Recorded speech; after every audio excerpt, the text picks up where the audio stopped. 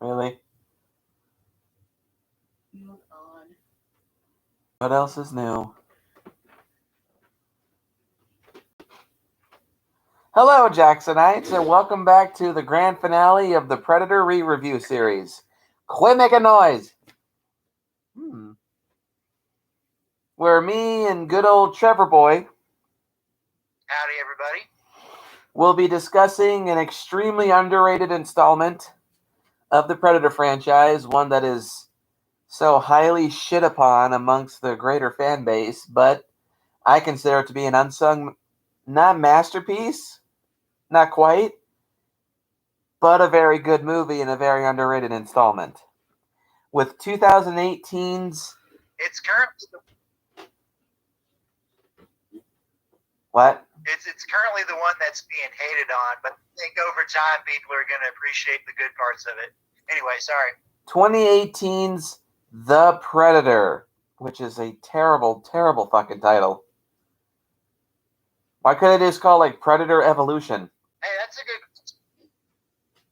Yeah, there we go. I was about to ask you what your proposed title would be, and that wouldn't be bad. It fits the theme of the movie. Mm-hmm. So, Trev,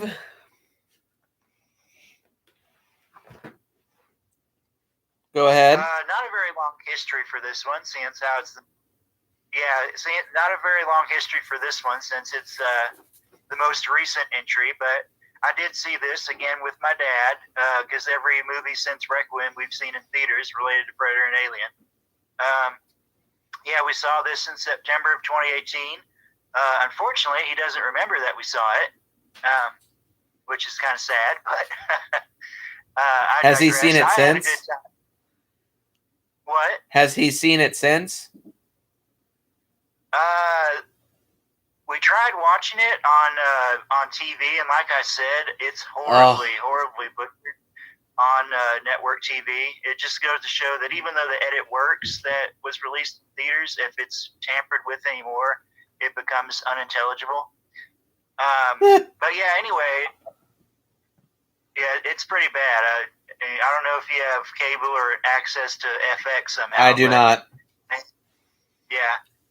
Anyway, so not a long history of this one. I was pretty excited whenever they announced this back in, I think it was probably at least 3 years before it came out. Maybe 2, I think, at the very least. I was very excited by the fact that Shane Black was actually going to be coming back as a director this time, because he's a good director in my opinion, but also writer, because Lethal Weapon. Yeah, he's a way better writer and director than he is an actor. Yeah, well, for one thing, I don't think he's really acted all that much, aside from maybe small bit parts here and there. For those who don't know, he was Hawkins in the original Predator, and also one of the police officers that are fighting off splatterpunks in RoboCop 3. Yes. You know what? I know why he was in that is because his Fred Decker directed it. Yep. We'll talk about Fred Decker in this review surely a little later. Well, or what we suspect his involvement, or not his involvement, his contribution was, because unfortunately I think it's the stuff that's a little bit rocky. But no, yeah, I was excited whenever this movie was announced, because for one thing, Predators, regardless of our feelings on it being either meh or at least favorite, as we talked about yesterday, I was still ready to see some more solo Predator movies after that was done. And of course it took 8 years, but still, at least another one came. Unfortunately, when it came out, there was a horrible critical reception, there's a few critics out there, some who I'm motivated to follow now, but based on their positive review of this movie. But they were very few and far between in terms of positive reviews, and the audience was also pretty lukewarm too. Usually nowadays, if the critics roast something, at least the audience gives it a chance. Yeah. But sadly, this is one where just everybody was panning it, so I was a little bit apprehensive going into it. We'll talk about that in a minute, and we're also going to talk about the production in just a minute, so don't give anything away for that, but just finish up your history. Oh, no. Yeah, I went to go see it with my dad. Fortunately, I think he was a bit lit, so that's why he probably doesn't remember. That's a whole nother subject. Lit? But I was pleasantly surprised because I was expecting this to be horrible. But as I should know by now, you never should listen to the critics unless it's somebody that you trust. Even then, still take it with a grain of salt. Yeah, because ultimately, when it comes to movies or shows or any form of entertainment, you are the person who needs to make up your own mind on it. Sure, get your friends' input, but each of us are individuals, and at the end of the day, we need to assess something for ourselves and figure out whether or not it's something that's for us or something that we don't care for. But yeah, I was pleasantly surprised by the movie. I'll elaborate with the pros and whatnot, what I liked about it. So yeah, like Nick said, it's definitely an underrated entry, I think, and I'm hoping with the passage of time, even though it will remain flawed, you could say that's the case with any of the movies following Predator, and even Predator itself has flaws. I'm hoping that over time it will gain a better reputation. But yeah, again, it's the most recent entry, so not a long history, but there it is. Kind of like with Terminator Dark Fate. Oh yeah, definitely. I think that one for sure. Well, I say for sure. I'm hoping it too will also get a better reputation, but again, time heals all wounds for most. So, I was very skeptical of this movie when it was announced there was another one on the way. Of course, I was excited, but there was just something telling me that I should kind of keep my nose out of it and just wait until I see the film for myself. So, now I used to be subscribed to Mr. H Reviews. And when this movie was coming out, well, hang on, I'll get to that in just a minute. So yeah, I was subscribed to him, and I was now seeing some of the hype and the height of my minor peak in hype for this film is I was wondering if it was going to be R-rated, because this was when Disney was trying to buy out Fox. Of course, it did turn out R-rated, and I was happy about that. So I unfortunately didn't see a whole lot of ads for this movie. I saw a few over YouTube, but that was about it. And I saw a couple of the posters, but I tried to just stay away from reviews, and I tried to stay away from a whole bunch of articles surrounding the film. And I remember I bought this off of Amazon, of all places, when I finally came out on DVD, because me and Meadow had just started dating, and this was one movie that she and I were gonna watch together, but I just got too excited and I wanted to rewatch the movie myself. Or not rewatch the movie. I wanted to watch the movie myself, so because I was really excited when I got it. And I liked it. I thought I was very pleasantly surprised. I was entertained, and it scratched my Predator itch. I was a very happy camper with this film. And now technically I have only seen this movie twice. I've rewatched a few scenes since then, namely the fugitive breakout scene, which is one of the best moments in the movie. And I've seen since some reviews that just rip this movie to pieces. But still, as it currently stands, I do like it. It's I do think it's a very underrated movie. It's not quite one of my favorites, but it is definitely one of the more positives of the whole series. So the critical reception to this movie, and also fan reception, is, as Trev stated, lukewarm at very best. I've seen a lot of people just rip this movie a new asshole and call it one of the worst movies ever made, which I think is an extreme exaggeration. But you know what's weird? What's weird, according to Wikipedia, is that despite that reception, it's the highest grossing film in the franchise at 160 million worldwide. Against an 88 million budget, which I think this one also has the highest budget of all Predator movies.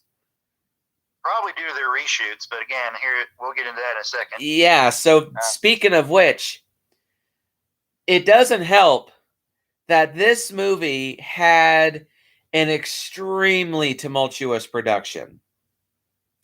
Going back to Mr. H reviews, one thing that had me a little spooked was Mr. H reviews did a whole bunch of videos titled "Why This Was Cut Out of the Predator," or "Why This Was Changed in the Predator," or "This Was Supposed to Be in the Predator," or "That Was Supposed to Be in the Predator," or "Why all of this, this, and this, and this was changed in the Predator." It really reminds me of Clayton Fioriti regarding Jurassic World Fallen Kingdom, which he still does those videos to this very day, which I will say, that one still is worse than this, because unlike this movie, I do think Jurassic World Fallen Kingdom is borderline a piece of crap nowadays because of how much was changed and how much Universal pansied and pussied out on that film. Whereas with The Predator, I do get the sense that despite all the reshoots, Shane Black still gave it his all to give us a good movie, and I think he succeeded. Now, I don't know a whole bunch about the production. I think Trev knows more about that than I do. All I really know is that due to poor test screenings, which is something that I absolutely hate when studios do, I get that sometimes they can be helpful, but I just feel like if you rely too much on test screenings, you have no faith. But I know that the entire third... Hang on, Trev. The entire third act of this movie was reshot and rewritten at the last minute due to poor test screenings. And there was just a whole giant clusterfuck of bullshit that was going on behind the scenes regarding The Predator. And again, I don't know much, so hopefully Trev can elaborate on this more. So take it away. Only just a little bit here and there. Apparently, the third act, which was completely reshot, was originally going to be shot, or not shot, it was shot during the day. That whole final battle would have been in daylight, or at least early morning. You can actually see snippets of it if you watch some of the trailers. But there was also supposed to be like an elaboration on the. Well, we should probably talk about that after we talk about the plot, huh? Because I was about to say what things are different and whatnot. But all I'll say before that is that it's weird because at least John Davis, I don't know if the higher ups for him at Fox were the ones calling the shots for reshoots and whatnot. But John Davis, a longtime producer for the series, he also produced the AVPs. He was very, very enthusiastic about this movie, much more so than Predators, interesting enough, which I'm sure there's a story there. So I kind of feel bad for him if he wasn't the one who called the shots for messing with the movie, or if maybe he might have been involved in that, because it seems like Davis has been a champion for some of the more, I guess what you say, unconventional choices for the franchise. A lot of people, a lot of fans, whether they're wrong or right, would say that the AVP movies were a questionable choice in terms of how they were executed, but he was all for those. And then this one, he was a major champion for Shane Black. But yeah, somehow one or another, I think the big problem was the fact that this movie, what they wanted to do with it was what you would call a 4-quadrant movie, or something that appeals to everybody. So you can like take your grandma, take your little kids to go see it. And the odd thing about this is that Predator movies have never been those type of films. And I think definitely in the final product, as we'll probably elaborate in our cons, The final product reflects some of these questionable decisions to try and make it much more mainstream. Oh, you know what that reminds me of? That reminds me of a lot of the questionable decisions that was made for RoboCop 3, ironically. Though that one is way worse than this, because at least this movie is a hard R rating. Yeah, which again, that works in its favor, but at the same time, it's also a bit jarring with some of the other things that are thrown in here. Again, I'm holding off a little bit because I and I'm sure Nick are going to get into it with our cons. But tell you what, Nick, why don't we just read the plot, and then I will interject what little tidbits that were different about it, which would have probably made the movie a somewhat different experience in some aspects. So if you don't mind, let's go ahead and get into it. Alrighty. A Predator ship crash lands on Earth. U.S. Army Ranger sniper Quinn McKenna, played by Boyd Holbrook. From Logan, that's right, yeah. And at least he's slightly less unlikable in this movie than he is in that film. And his team are attacked by the Predator while on a hostage retrieval mission. McKenna incapacitates the Predator and has parts of his armor sent off by mail to prove the existence of extraterrestrial life.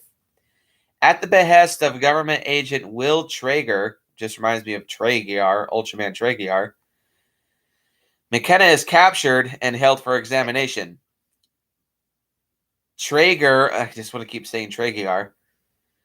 Traeger also takes the Predator to a lab for experimentation and observation, recruiting evolutionary biologist Casey Brackett to study it. Brackett discovers that the Predator contains human DNA as part of his genetic makeup, and their primary task is to discover how. The Predator awakes, breaks out of its restraints, and kills both the lab workers and armed guards, but spares Brackett, the only unarmed person, before escaping. Kind of humorous scene. McKenna is bussed off with a group of other government captives, including former Marines Gaylord, that is a horrible name, Nebraska Williams, Coyle Baxley, Lynch, and Army helicopter pilot Nettles. Witnessing the Predator's escape from the lab, they hijack the bus. Taking Brackett with them, they head over to McKenna's estranged wife, Emily, where he expects to find the Predator armor he mailed off. However, Rory, which also is a bad name, McKenna's autistic son, has gone trick-or-treating in the this part of the movie within the armor in hopes of avoiding detection from bullies. Yeah. McKenna and the others find his son just in time to stop a pair of Predator hounds from ambushing the boy. McKenna kills one of them by shooting a grenade into its mouth, causing it to explode. Nebraska accidentally lobotomizes the other dog after shooting it in the head, turning it into a dumbass.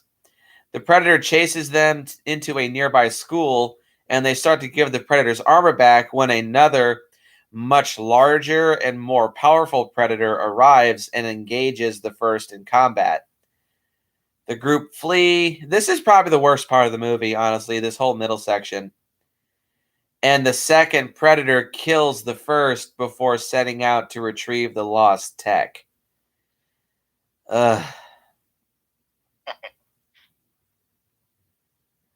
Brackett concludes that the Predators are attempting to improve themselves with the DNA of humans and presumably other planets' inhabitants. She mentions that the larger Predator generates an exoskeleton that renders him highly resistant to damage, even from weapons of Predator technology. The team flees to an abandoned barn, but Traeger finds and captures them and shares his theory that the Predators anticipate that climate change, 2018 trend, will end their ability to retrieve human DNA for further hybridization, and as such are scrambling to retrieve samples before it's too late. Seeing Rory draw a map to the spaceship, Traeger takes the boy away to go to the ship. The team escapes and goes after him with the help of the now docile, brain-damaged predator hound. Once all have arrived at the crashed ship, the second predator arrives, kills Lynch, and explains through translation software that it will destroy the ship to keep it out of their hands, rightfully so, and then give them all a head start before it starts to hunt them down. The Predator quickly kills several of Traeger's soldiers while mortally wounding both Baxley and Coyle, who then euthanize each other. Traeger tries to use a Predator weapon on the alien, but accidentally kills himself in the process. Thank God, because he's probably the most annoying character in this movie, even though he gives a funny line. The big, the fast, fucking you up is their idea of tourism. The Predator takes Rory, recognizing his autism as an advancement in human evolution. What? Which I can't even fucking talk. That's so stupid. Which makes him a worthwhile subject for hybridization. Why? And flies away in his ship. What? More on that in a sec.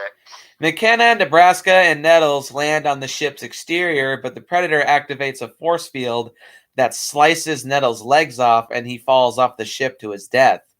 Nebraska, over the top, sacrifices himself and slides into the ship's turbine, causing it to crash. McKenna sneaks into the ship as it crashes and attacks the Predator. After the crash, Brackett arrives, and the three manage to overpower and kill the Predator with its own weapons. Anticlimactically. They pay their respects to their fallen comrades with trinkets representing each one before heading off. Sometime later, McKenna and Rory are seen in a science lab watching the opening of cargo found on the Predator's ship, which a scientist indicates was left behind on purpose.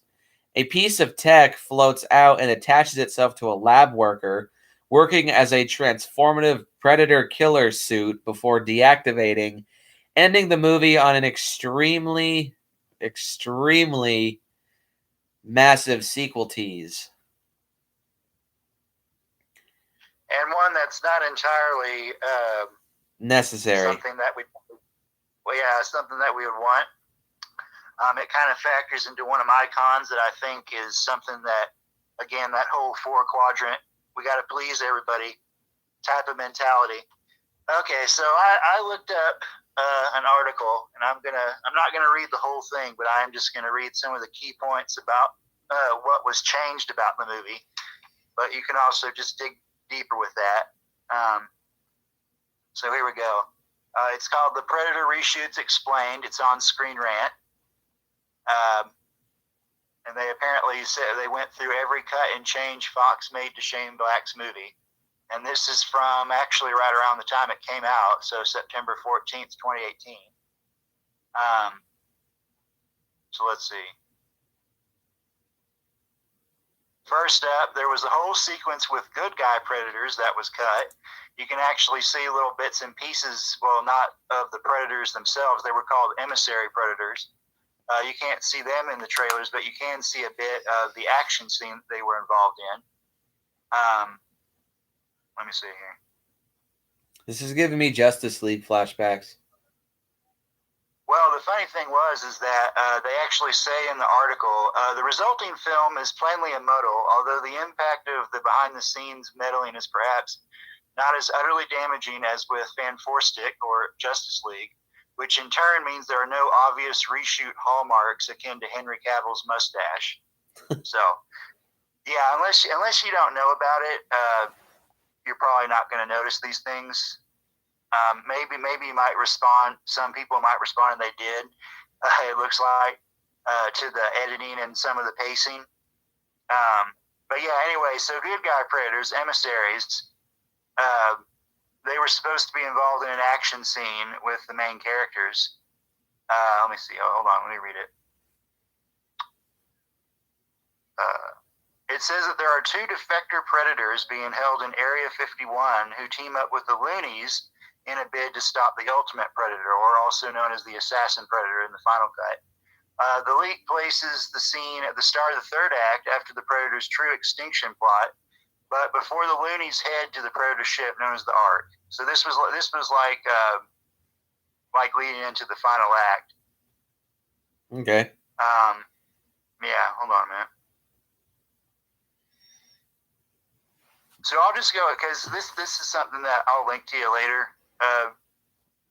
Nick, so that we don't take up a good chunk of time with, unless you don't mind. You want me No, to I don't mind at all. I'm digging this because I always suspected there's a whole lot of stuff there, and I've heard bits and pieces here and there. Like this was supposed to be here, this was supposed to be here. The biggest one that I know is that Arnold was supposed to show up in the ending of this movie.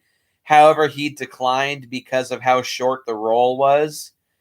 Which I think they've had at least 3 or maybe even 4 different endings. And I also know there was supposed to be something here. It actually may have been one of these movies' endings that highly, highly referenced Ripley and Newt in Aliens. It was which kind of wouldn't have made sense because there's such a big time difference between the two series, but whatever. Since you brought that up, let me go ahead and read that bit because that's actually on Wikipedia under the cast section. Come on, Wikipedia, work for me. All right. Well, it looks like I'm going to have to go back to. Arnold Schwarzenegger talked with Black about reprising his role as Dutch Schaefer from the first Predator film, but declined the cameo due to the short role. Rapper 50 Cent also spoke of the possibility of being involved in the film, but ended up dropping out. Thank God, because he would have made that even worse. By September 2016, Benicio del Toro signed on to star. However, Boyd Holbrook replaced him the following month due to scheduling conflicts. In November 2016, Olivia Munn joined the cast. In January 2017, Trevante Rhodes, Keegan-Michael Ray, and the rest of the cast joined this film.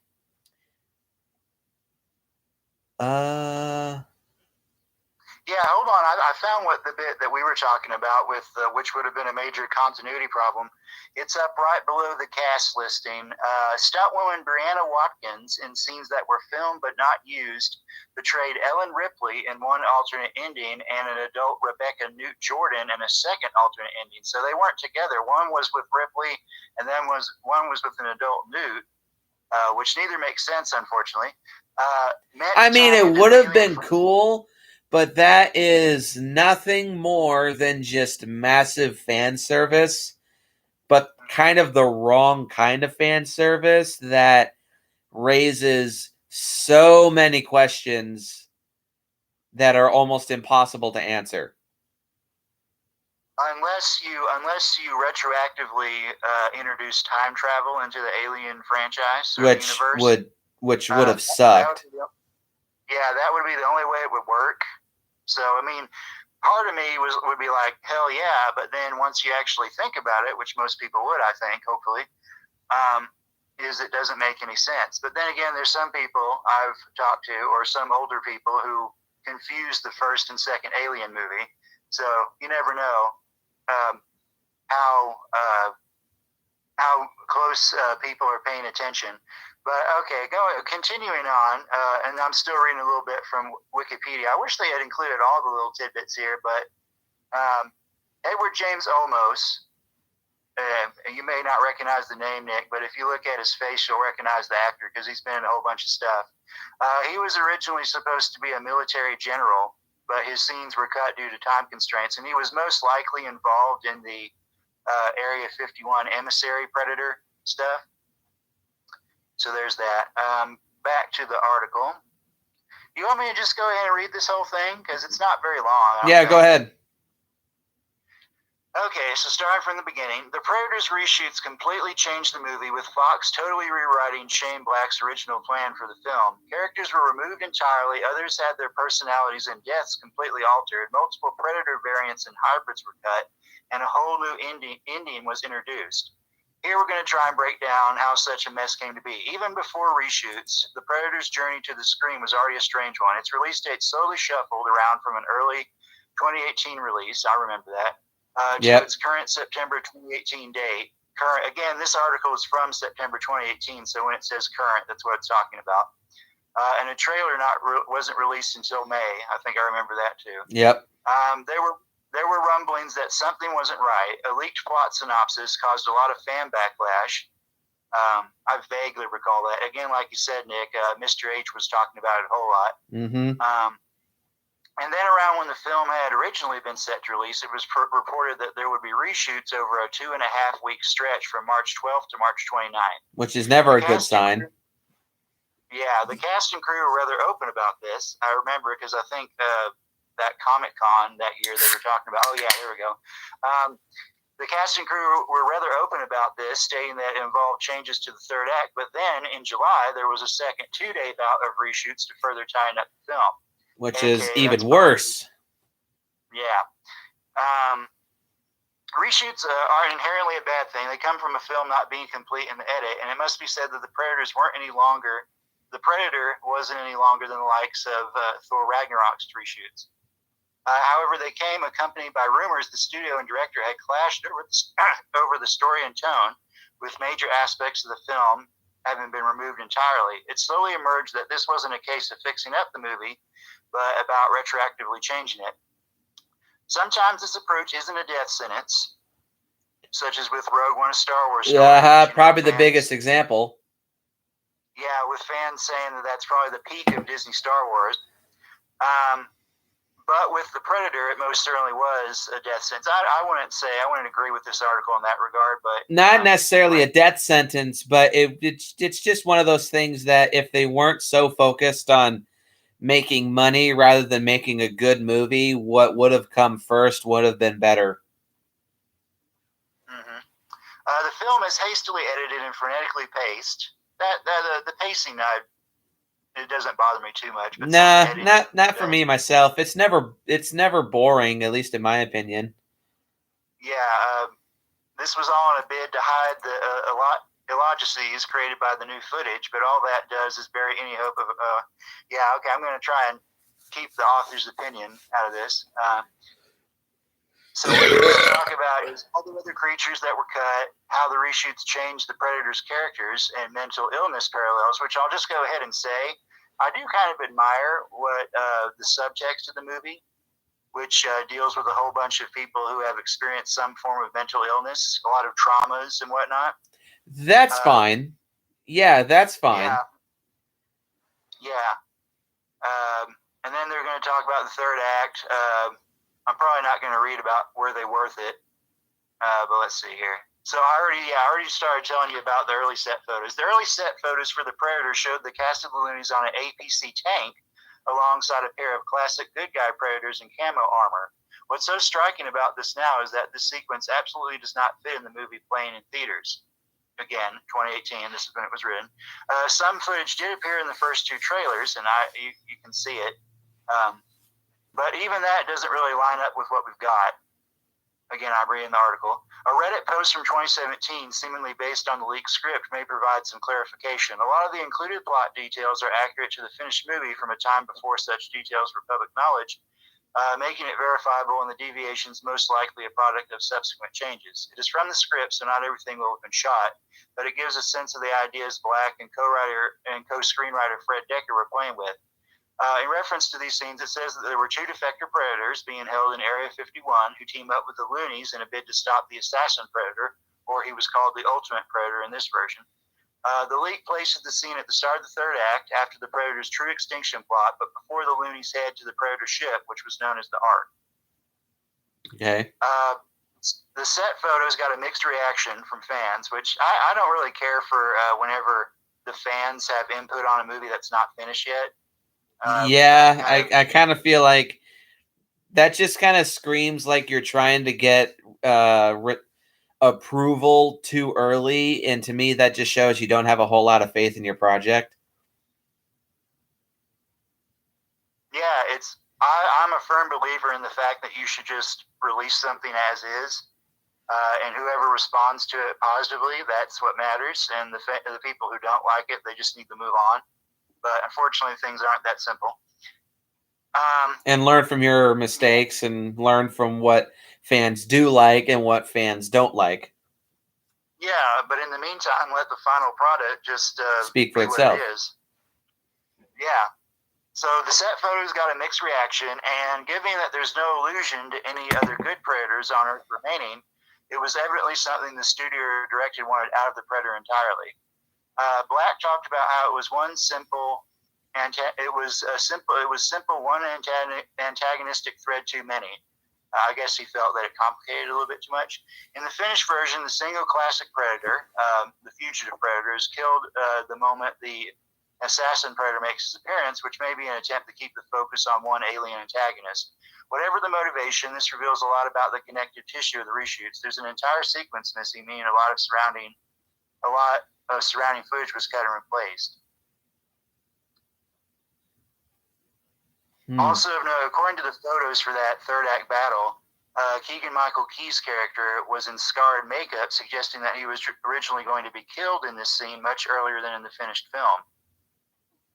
All right, now here we go with the Predator hybrids that were cut.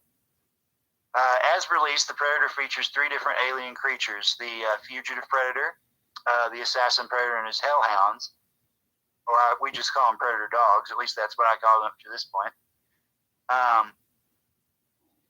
From the previous script leak, there was apparently going to be a sequence when the characters close in on the Ark, which they also do in the final film, and the assassin Predator would unleash a cacophony of various Predator hybrids, previous attempts at evolution that went wrong, again supporting the title of Predator Evolution, as Nick suggested, including predators with 2, 3, and 4 limbs, tentacles, and other twists on the mandible monster. I've seen concept art for this, if you go looking for it. They were eventually defeated by the heroes, taking advantage of fortuitous self-destruct collars. So that's convenient. Very.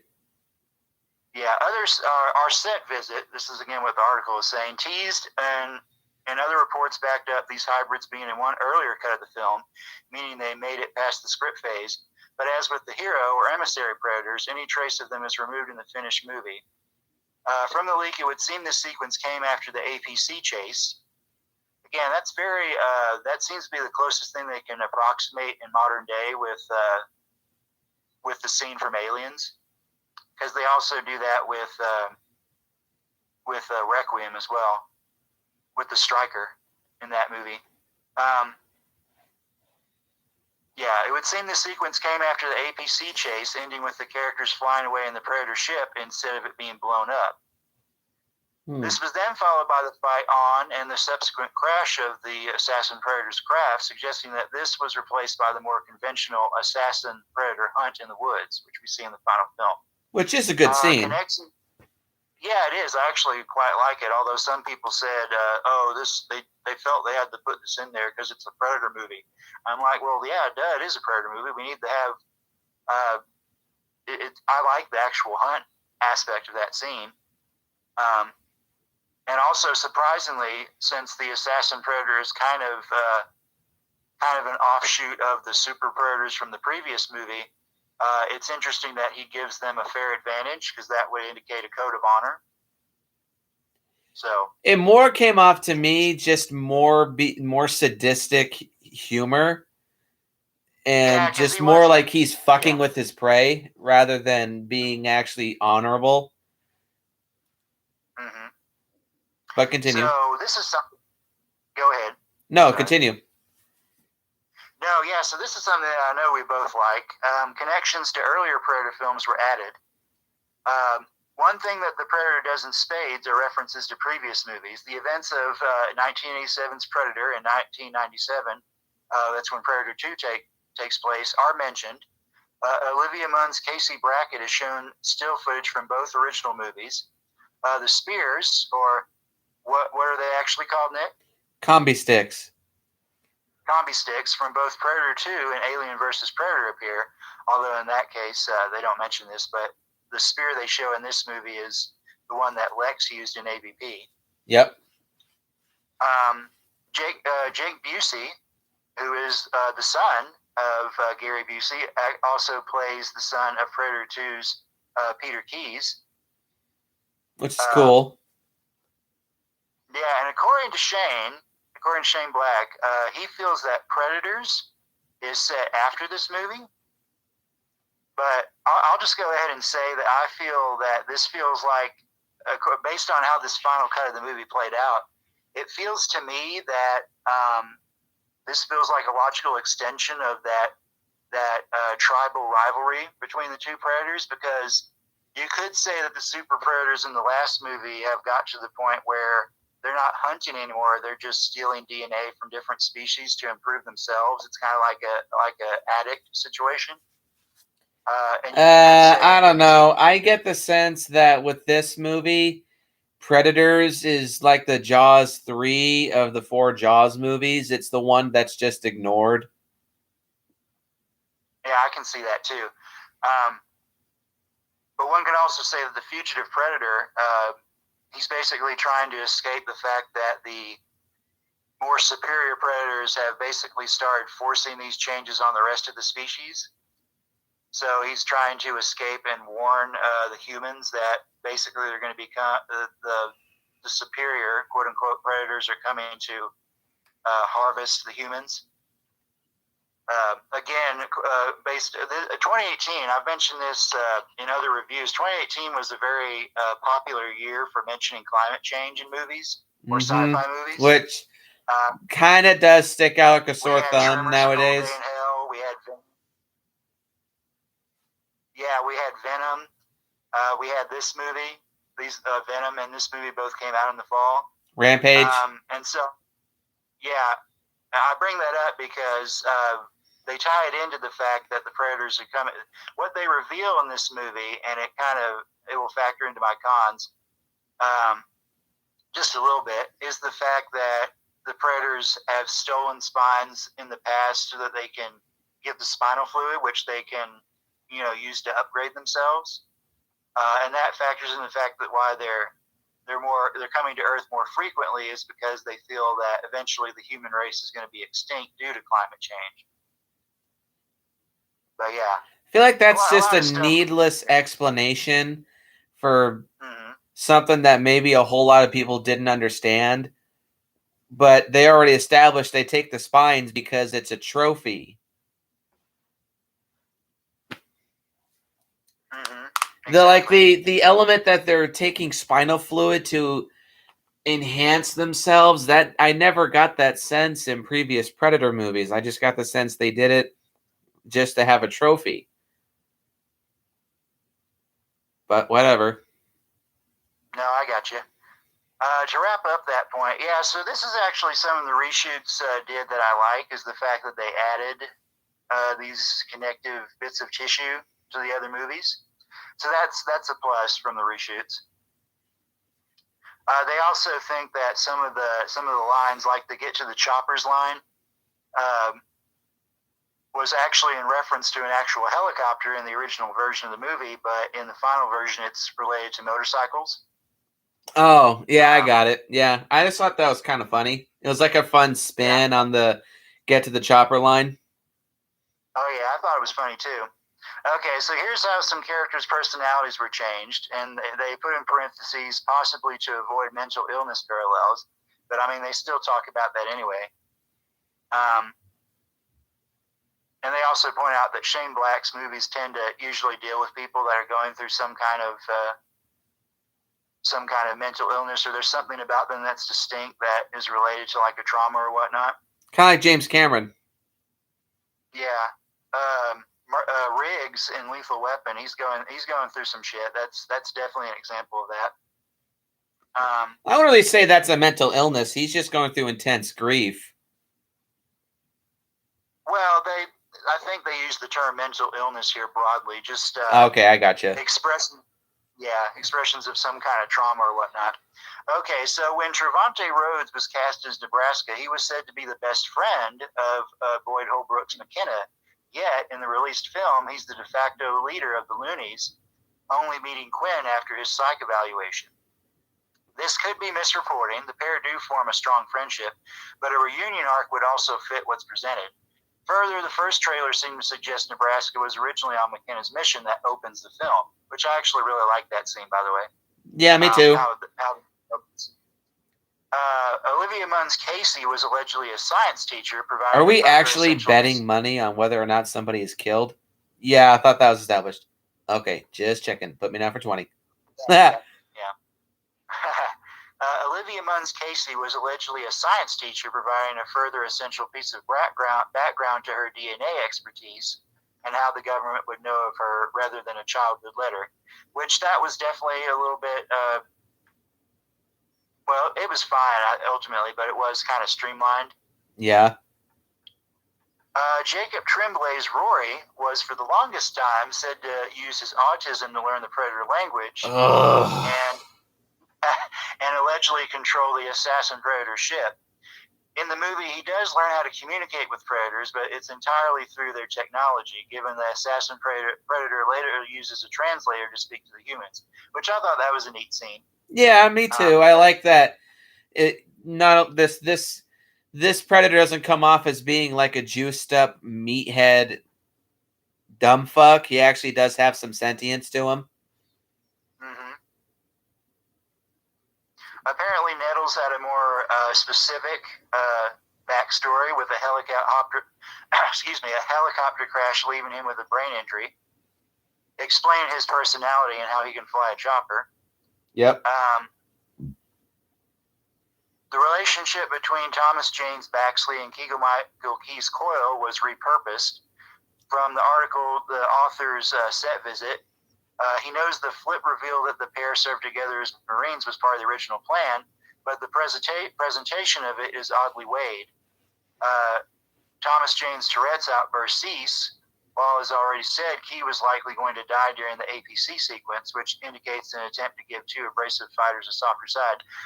In the featurettes on the actual release film for the Blu-ray, Thomas Jane did mention that his Tourette's is a result of the trauma he experienced during the friendly fire incident.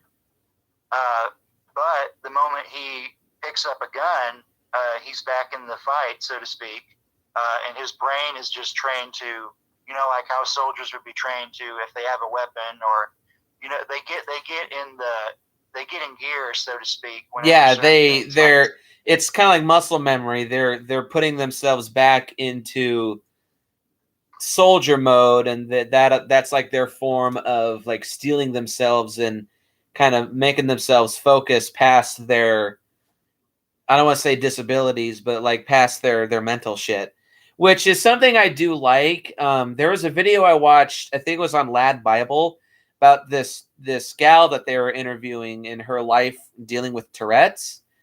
And she stated that a big thing that she does to kind of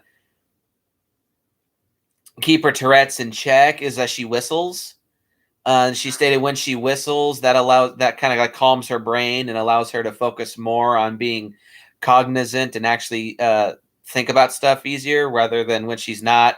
Of course, the Tourette's just kind of comes out of nowhere at all times.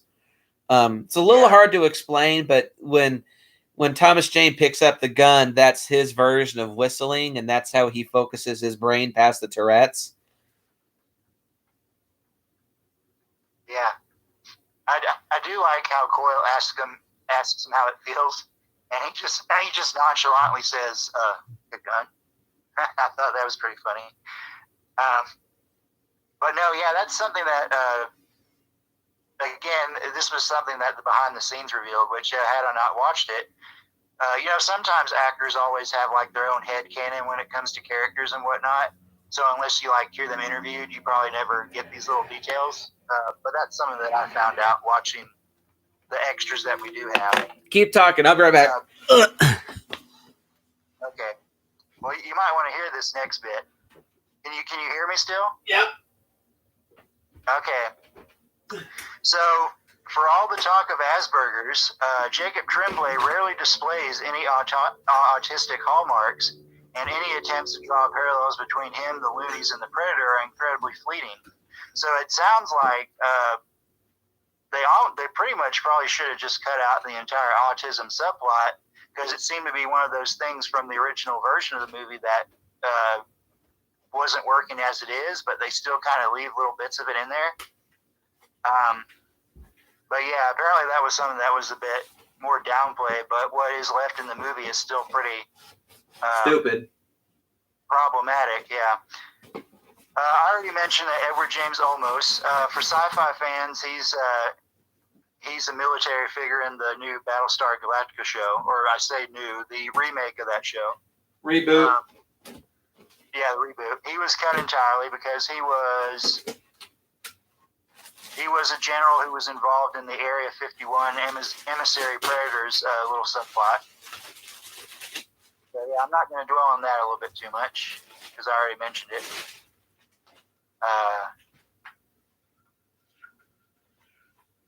Do you want me to keep going and talk about how the third act was changed? Yeah, go ahead. Okay. It's another page, so I'm waiting for it to come up.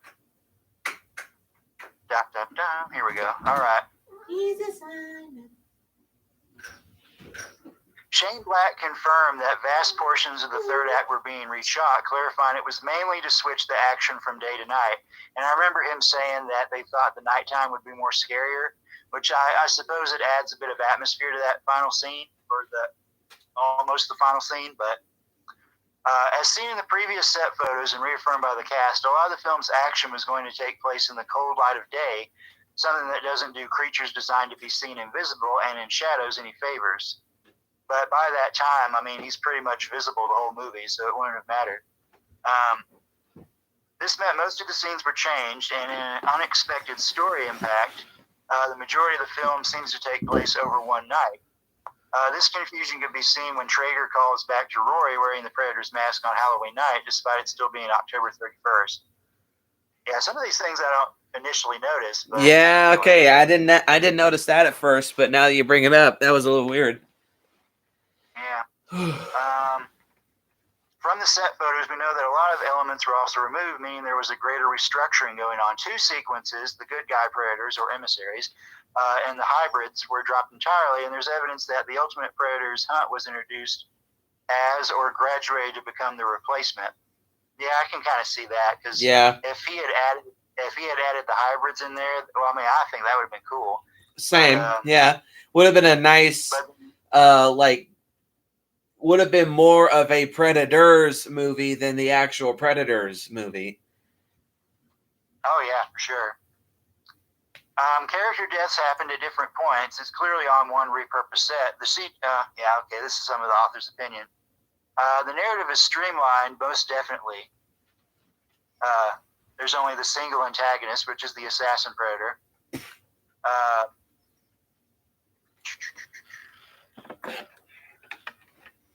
So yeah, that's pretty much just an elaboration on the fact that there was going to be the hybrids running around in that third act.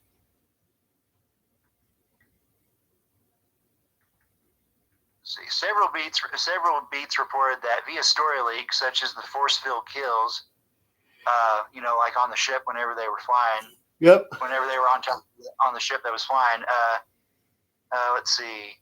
Rory was originally going to pilot the Predator ship, which I'm glad he didn't do that. Yeah, let's not have that. Yeah. Let's see. Yeah, some of these are just rumblings that apparently they were talking about on the like they heard from the set. So I'm not going to talk about those because they say they're unsubstantiated. So, okay, let's talk about the character deaths that were changed.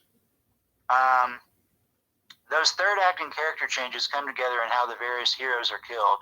It was reported in July of 2018, that the reshoots changed many of the key character deaths, and that would seem evident from how swiftly, but all three of the loonies are off in the space of a couple minutes. Yeah. Well, I still think I think some of those were still okay. Yeah. But yeah, it happens pretty quick. Keegan-Michael Key's death was from set photos earlier, again during that third act battle that was cut.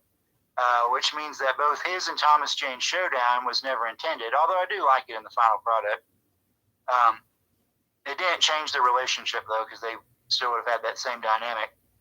Sterling K. Brown's Traeger Traeger's sudden shoulder cannon acquisition and sudden fatal mishandling, I didn't think it was out of the blue. It is something that if you're not watching, you might miss it. Which that's the problem, is that some people aren't actually watching the movie, but if you're watching it, it's actually kind of funny because like his whole thing is that he wants to get. He's basically a black version of Keys. Yep. Now that you mention it, he is. He wants to get the tech, and it's funny that he finally gets it. He doesn't really know how to use it. There's also that one bit where he like shoots out. Is it a smart disc? It's some kind of projectile. It shoots out and it ends up cutting off one of the other guy's heads. Yeah, it was that. It was a smart disc, which also was funny. There's some dark humor for you. But I thought it was actually pretty funny that the end game for that character was that the tech that he wanted so bad is what actually killed him. Which was also funny. Yeah. Let's see. We mentioned the Arnold Schwarzenegger cameo. Would have been cool because going through this franchise, I can't deny that it would have been nice if Arnold was a bit more involved. Because it makes sense with Terminator. Because that's his baby franchise, but still, Predator is such a big part of his career, yet he's only been in one of the films. So I feel like the more you go through the series, his presence is missing. Well, that also factors into why it seems like the original Predator is by far the most well-reviewed and well-received of the movies still. But that's because Arnold's an undeniable superstar, and some people don't really care about the monster stuff, but they do want to see Arnold because they do want to see the movie because Arnold's in it. So yeah, that has, I think, unfortunately affected the franchise to a degree. Sadly. Yeah, so we already brought up the cameo. He said that the role wasn't that big and he didn't want to just do like a little cameo. They've tried to bring him back so many times. It's funny. Yep. So I think that's the bulk of it because there's just a lot of hot takes by the author here. They're kind of jumping on the hate wagon. Yeah, the Predator killer armor at the end was surely a reshoot, they say, which I can see that. That's definitely going. Yeah, with how cartoony it looks, I can tell that it was kind of rushed. Yeah.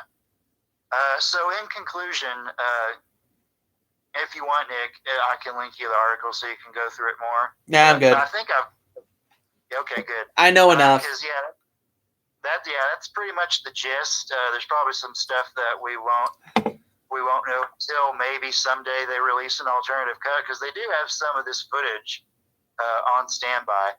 And that's the thing, is that Shane Black wanted to release an alternate cut whenever the movie came to home video around Christmas time 2018.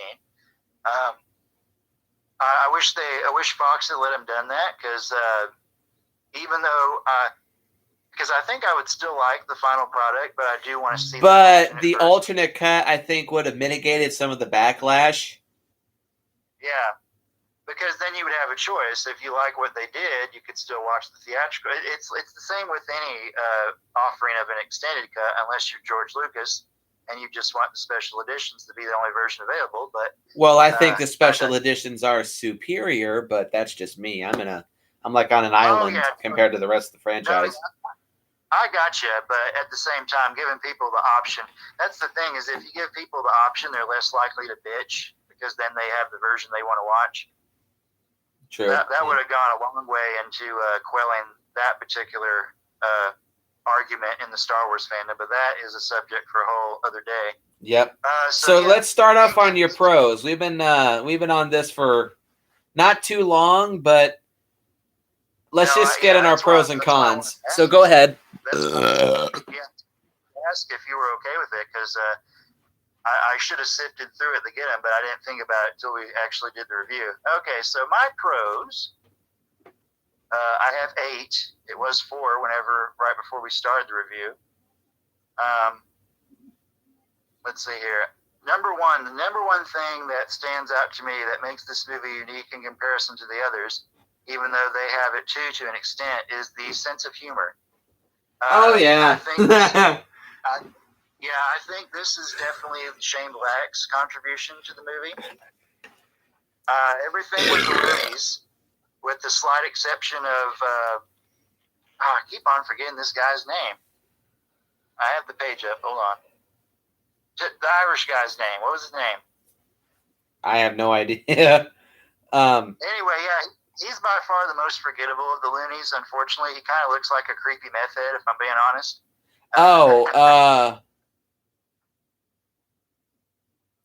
Lynch. There we go. I found it. Anyway, other than Lynch, the rest of the Loonies, Nebraska, Coyle, Baxley, all these guys, even Nettles, even though he almost becomes the short end of the stick for the group, all these guys are freaking hilarious. It's just pure Shane Black. Even some of the stuff that doesn't involve them. I don't ever feel like this movie's sense of humor overstays its welcome necessarily. Same. Maybe some people do. That's probably what's kind of off-putting for people, is that this movie definitely it still fulfills its R rating. Yeah, as we will elaborate on further. Even the humor factors into that too.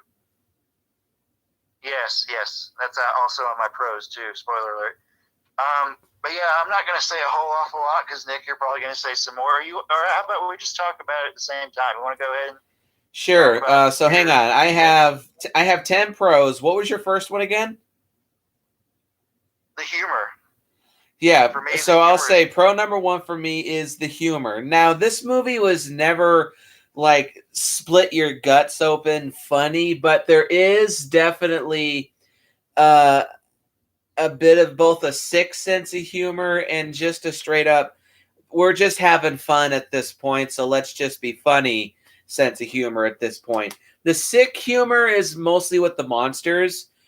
It kind of comes off to me as similar to being the Creeper from the Jeepers Creepers movies, where the monster is very sinister and brutal and sadistic, but he's got a bit of an edge of a sense of humor to him. Like he can tell that he's creepy and he knows that he's a monster and he's just having kind of fun with it. Not like Scar, where he was just being cheeky. Here, he's just kind of almost being like the Joker. Mostly, actually, no. Yeah, it's with both the monsters. Though with the Assassin Predator, it's not nearly as much because he's the antagonist of the film, but even he has a bit of a sense of humor. But yeah, there's moments in this movie where you can get a pretty good laugh.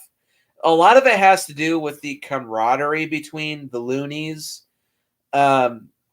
You can tell that these guys are very familiar with each other and they've spent a lot of time together. And like their main shtick is that they're just constantly fucking with each other and making jokes. Like even like at the beginning, are we really betting money on whether or not people are going to die? Yeah, I thought that was established. Okay, just checking. Put me down for 20. Absolutely. Yeah. Yeah, and also on the note of what you said about the Predator, I also love the scene where he takes the one guy's arm and sticks it through the... Hey, everything okay back there? Yeah. Thumbs up. Yeah.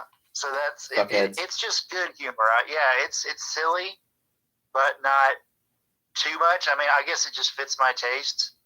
So undeniably, that's like the main thing that sticks out to me for this movie. Because I mean, there is humor in the original Predator. There's humor in Predator 2. Predators, I think, probably takes itself a bit too seriously. Yep.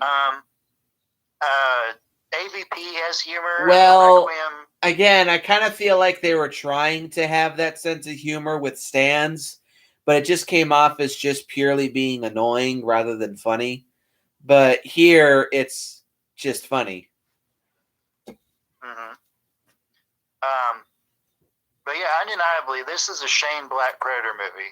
Yes. And I think that's a plus in, despite the terrible title or the very nondescript title, the Predator. I can see it getting very easily confused with, like, say, the original Predator movie if you're not a discerning individual. But again, should have been called Predator Evolution. But anyway, yeah. So the sense of humor, my number one pro for this. The cast is most of the cast is on your pros too, right, Nick? Yeah, pro number 2 is the characters. Mostly, well, I already said pro number 2 is the camaraderie, but this ties into the characters, so that's pro number 3. The characters and the camaraderie with everyone here is very strong. I'd actually say it's the strongest since the first film. But this also ties into another pro that I have is the continuity. Mm-hmm. Very, very strong. You can tell that Shane Black was trying so hard to make this fit into the Predator timeline and make this feel like a natural continuation of the Predator series, with a bunch of references to the rest of the series, and also the Alien vs. Predator movies. So he's even aware of those. So I really do get the sense that he was trying to make this as Predator fan friendly as possible, try to reach every aspect of that fan base. Though, again, it's just like with Terminator Genesis. Like, even though that film was very fan friendly, the fans are not friendly towards it.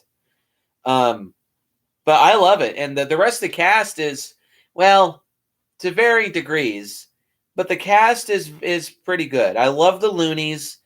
They're a really, really fun group. Like, you'd love to see a TV series with kind of like imagine the Loonies as the new A-Team, R-rated. Mm-hmm. Mm-hmm. I think it'd be a blast. And the sense of camaraderie is really strong. Like, I love that everyone's just thinking on the same wavelength. When they all get on the choppers and they're picking up gear and they're like getting back into battle mode, and like when McKenna says, "Nebraska, here," he just drives by, picks up the trank gun, and just drives away, and they set up base at a motel. It's really good. It's really strong. Mm-hmm. There are a couple characters that are kind of questionable, though. Mainly McKenna. Toward the end of the movie, you get used to him, but he feels a bit too unlikable in the first act. Like, he's just kind of a dick. Yeah, I can see that. But he does redeem himself in the second and third act, mostly just because I feel like you get used to him. Like, he's not intentionally being a dickhead. He's just kind of the hand that he's been dealt in life. He's just kind of chafing under it, per se, and that's just how he has to act in order to turn his life in a direction that he wants it to go in. But he at least does care about his family, and he cares about his son, which of course is strong. Like, it's nice that he cares for his child. Oh yeah. Otherwise, he would just come off as being a completely unlikable prick, kind of like the Doctor character in Halloween 3. Yeah, yeah. You've brought this up several times with leads and whatnot. He's a man of action. He thinks on his feet, which are obviously things in his favor. I've already mentioned that Traeger is basically Black Keys, and I don't mean to dismiss him as that, but he's basically that type of character. Although he comes across a bit more villainous than Keys ever did. I always felt that Keys kind of won my favor whenever he steps in to save Harrigan, because I thought that was a badass moment. True, yeah. Traeger never has that because he's pretty. Really, it's actually the funny thing that I've talked with Nick about before is that people who have similar traits, it bothers them. Like, sometimes you don't like a person because there's traits about them that are some in yourself that you don't like, and you don't like that mirror image or that reflection. Mm-hmm. I think that actually kind of contributes to the Traeger McKenna rivalry, because they do kind of. There's actually a really good line. After this is all over, we're definitely going to dance. And then Traeger's like, I have my shoes picked out and everything, or something like that. It was pretty funny. Well, also, another thing, too, I agree with that, because there's a scene where Rory asks McKenna, is it bad to kill people? And McKenna says to him, I think it's bad if you enjoy it. I don't. I just do it to protect you and your mom, or something along those lines. And McKenna not McKenna, but Traeger just kind of comes off like a sadistic little asshole. Like he doesn't give a shit if he kills somebody. And honestly, it's a little off-putting because I like the charisma he has as a character. He's also funny, but then that's the whole effect of a Shane Black written script or something he contributed to. But yeah, it just that did seem a little bit weird that he became definitely more villainous than Keyes ever was. But still, he's a memorable part of the movie, in my opinion. The fast fucking you up is their idea of tourism. That's probably my favorite line from him in the movie. Because he just says it without even flinching. Or like he doesn't even care to like study the dogs. He just says, "Big Boy's a hunter. He brought his dogs with him." Yep. You know, enough said. Stuff like that. So yeah, I'm with Nick in that if they could very easily do like an A-Team type of thing with the Loonies, and it would be a fun watch. Yep. You mentioned this, Nick, and I'll go ahead and just move it up on my list of pros because it was actually number 7. I do really like the continuity in this movie with the other films. Unlike Predators, which really went out of its way to really say it's the only sequel to Predator, and I guess that's what function that movie serves, is for people who don't care for any of the other entries. But for people like Nick and me, who like both the AVP movies, who like Predator 2, the Predator acknowledges them, thankfully. You know, Sean Keyes, the son of Peter Keyes, he's even played by the son of Gary Busey, Jake. That's some definite fan service for you right there. Oh, yeah. If you're a movie fan. And Jake Busey, like even in the sci-fi genre, Jake popped up in Starship Troopers as one of the troopers. And Stranger Things Season 3 for more current viewers. Yeah, exactly. So yeah, that little bit of the continuity there, like you see I think I mentioned this because it was in the article, like the AVP references the spear made out of the xenomorph tail that Lex used at the end of AVP. I interpret the rivalry between the two different Predators as at least being Shane's version of what Predators, the Robert Rodriguez film, was going with, and you could say it's probably a bit preferable here, maybe. But yeah, and also, yeah, I'm going to go ahead and say this other pro too. So I guess, let me see. Yeah, I moved that up. So this would be my pro number 4. This is very genre friendly. Yeah. I feel like this successfully does what Requiem wanted to do, because Requiem wanted to call back to some of those 80s monster movies like The Blob. The ending was taken from Return of the Living Dead. This definitely feels like something that would have played well in the 80s overall. Yeah. I mean, it makes sense because Predator is from the 80s, and this movie captures a certain aspect of that spirit that's probably been missing to some degree. The Loonies kind of demonstrate that with their dynamic, but just the feel of the movie as a creature feature is very 80s friendly. There's actually a couple of character actors who pop up in here that have some neat connections to other stuff that we like. I don't know if you noticed this, Nick, but the sheriff and the new deputy, I think that's what he was in the movie, both those guys from Freddy vs. Jason are in this movie. Lachlan Monroe as Lieutenant General Marks. I think he pops up in the scene where they're like doing air traffic control. It's whenever the big Predator ship enters the... Yeah, I remember that. Yep. He's one of the guys there. Yeah, the deputy. Was he a deputy? Who was he in Freddy vs. Jason? He was the new guy who was trying to tell everybody that, hey, it's not Freddy, but it's something else that's going on. Was he a new deputy? Is that what he was? He wasn't a new deputy. He was just new to the area. Okay, all right. Well, anyway, he pops up in this movie as, a lieutenant general. Gary Chalk, who was the sheriff in Freddy vs. Jason, and he's also a very prominent voice actor. For my childhood, he was Optimus Primal in Beast Wars Transformers. Huh. So every time I hear his voice, I'm like, oh, it's Optimus Primal.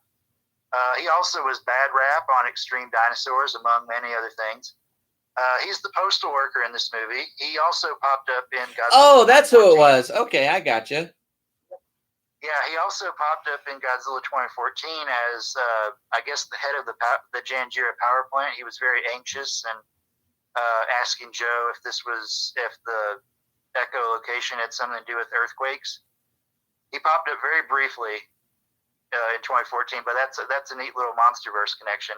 So anyway, my overall point here is that this movie is very genre friendly. If you're a monster movie fan, a Predator fan, of course, because it's an entry in that franchise, but there's just things to point out here that are pretty neat. Oh crap, I didn't know this until I actually read the Wikipedia bit, but the actress who played Miss Yutani in AVP Requiem, she pops up in the lab scene. I don't know who she is. I'm going to have to go back and watch it.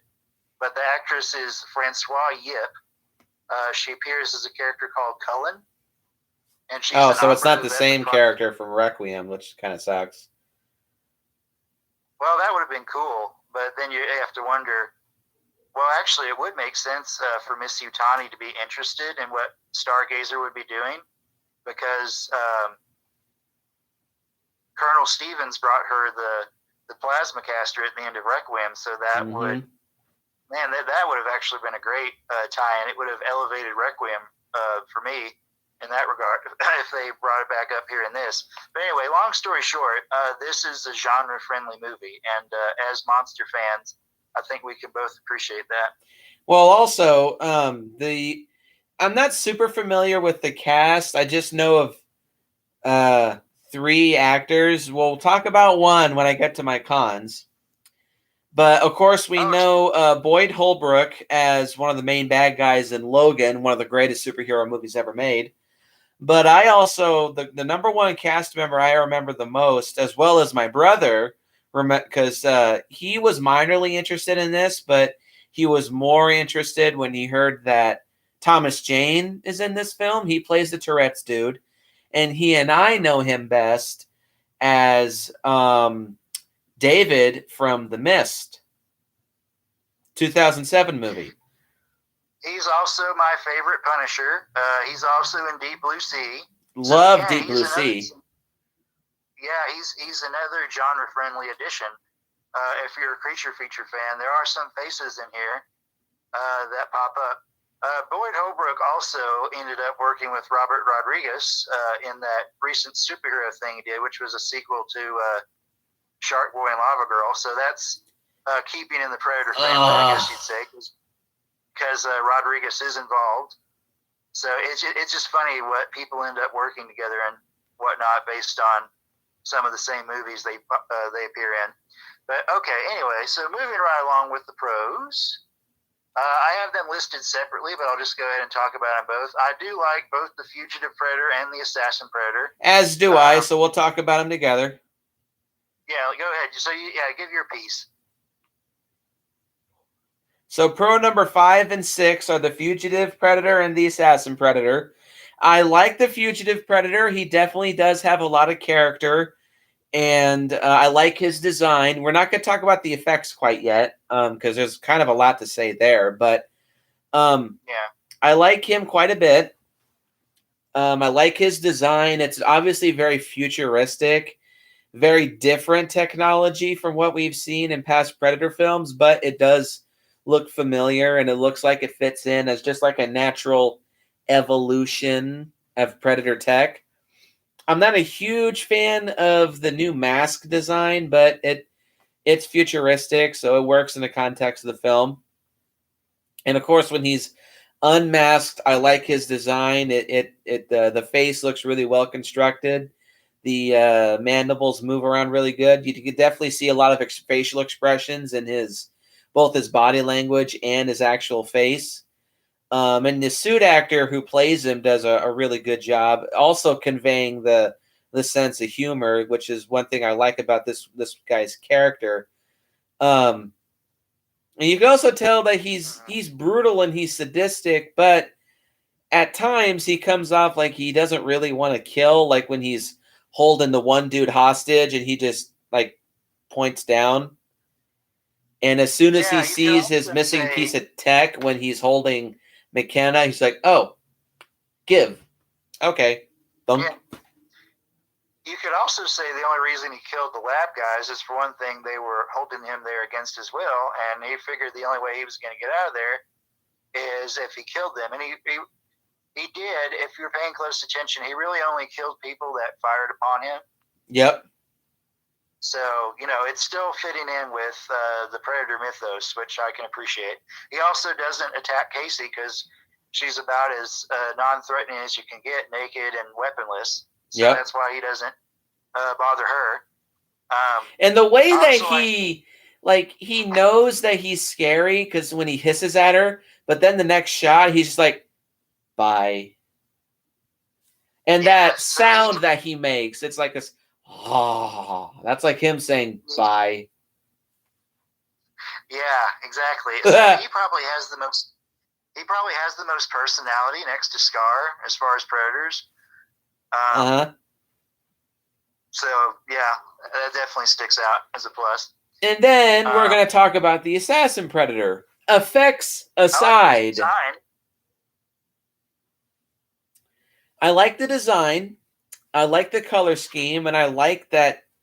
Fuck, this thing gives the Pred Alien a run for its money, because this is a tall bitch. He's what I think Rodriguez wanted the Super Predators to be in the previous movie. Although they look good, of course, but they're not too much bigger than the regular Predators or classics. I just think they're a bit bulkier in the previous movie, but obviously here, not only are they bulkier, but they're a lot taller. Oh yeah, their own armor that they can generate, which is part of the genetic tampering. Which is cool. They don't play with that a whole lot in this movie, though, which kind of sucks. No. And you really can't, unless you're really looking at him, that he's armoring up. Because it's like under his skin. It's like an exoskeleton. In that case, though, it would be an endoskeleton. But he also all right. doesn't wear a biomask. That, too. Which you could say that's also, like, the genetic tampering is them getting rid of their need of a biomask, which would be kind of cool. But the biomask is an iconic piece of Predator lore, so why discard that? Exactly. And he's also, again, like I said, he's probably conceptually just an improvement on the Super Predators, because he also has some carryover. He has like a red tinge to the colors on his body, which kind of like the Super Predators in the previous movie, like they had red tips on their dreadlocks and like a brighter, or not brighter, but kind of a, they look grungy and bloody without actually, they kind of have that tribal, frightening look to them. Mm-hmm. He also has a singular gauntlet blade, just like the Super Predators in the previous movie, which is very underused. Although he does gut that one guy pretty good. Gut him, more like gave him a wrist blade suppository. Like, damn, dude. Yeah. Hot damn. Okay, one more little note about the Fugitive Predator. We're pretty much talking about both the Predators at the same time, which makes sense. One more note about the Fugitive Predator. I do like the fact that he uses a biomask to, instead of figuring out, like, using cam footage like Wolf did in Requiem, the Fugitive Predator, he uses it to connect with his other mask and figure out where it's at, which I thought was a neat little touch. Mm. This is also the first movie since 2 where the Predators mimic human speech. Yep, that was cool. I kind of had a nerdgasm moment the first time I saw this because I thought it was like a really cool implementation of them using that ability to their advantage and using voice recognition software and also using a handprint.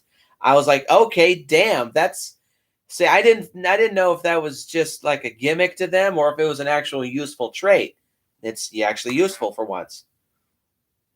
Well, it's like you said for our Requiem review, something that they could explore with the predators is the fact that they actually learn how to speak English. Because if they can mimic it, I mean, because they're an intelligent species, unlike, say, parrots, who are simply just mimicking the sound. You can't actually hold like a conversation with a parrot. You could probably carry a conversation with a predator, though, if they were so inclined to learn English. But yeah. Well, I know in the Alien versus Predator comics, they have like their own version of sign language, which is very similar to human sign language. Mm-hmm. Which that would have been cool to showcase in this, but whatever. Yeah. Again, it's always those things that they could do, but it just doesn't occur to them at the time, probably. So, all right. So my next pro, and since I kind of sorted these around, this is my second to last. So number 7 is the solid R rating. Yeah, I just listed it as what was this? Hang on, 6 and 7. This should be 7 and 8 for me, or this should be number 7 for me. Hang on. Where is it on yours? 1, 2.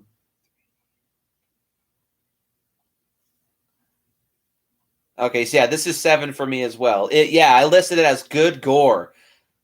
Damn, some people get fucked the fuck up in this movie. Like the wrist blade suppository, which I was like, damn, dude.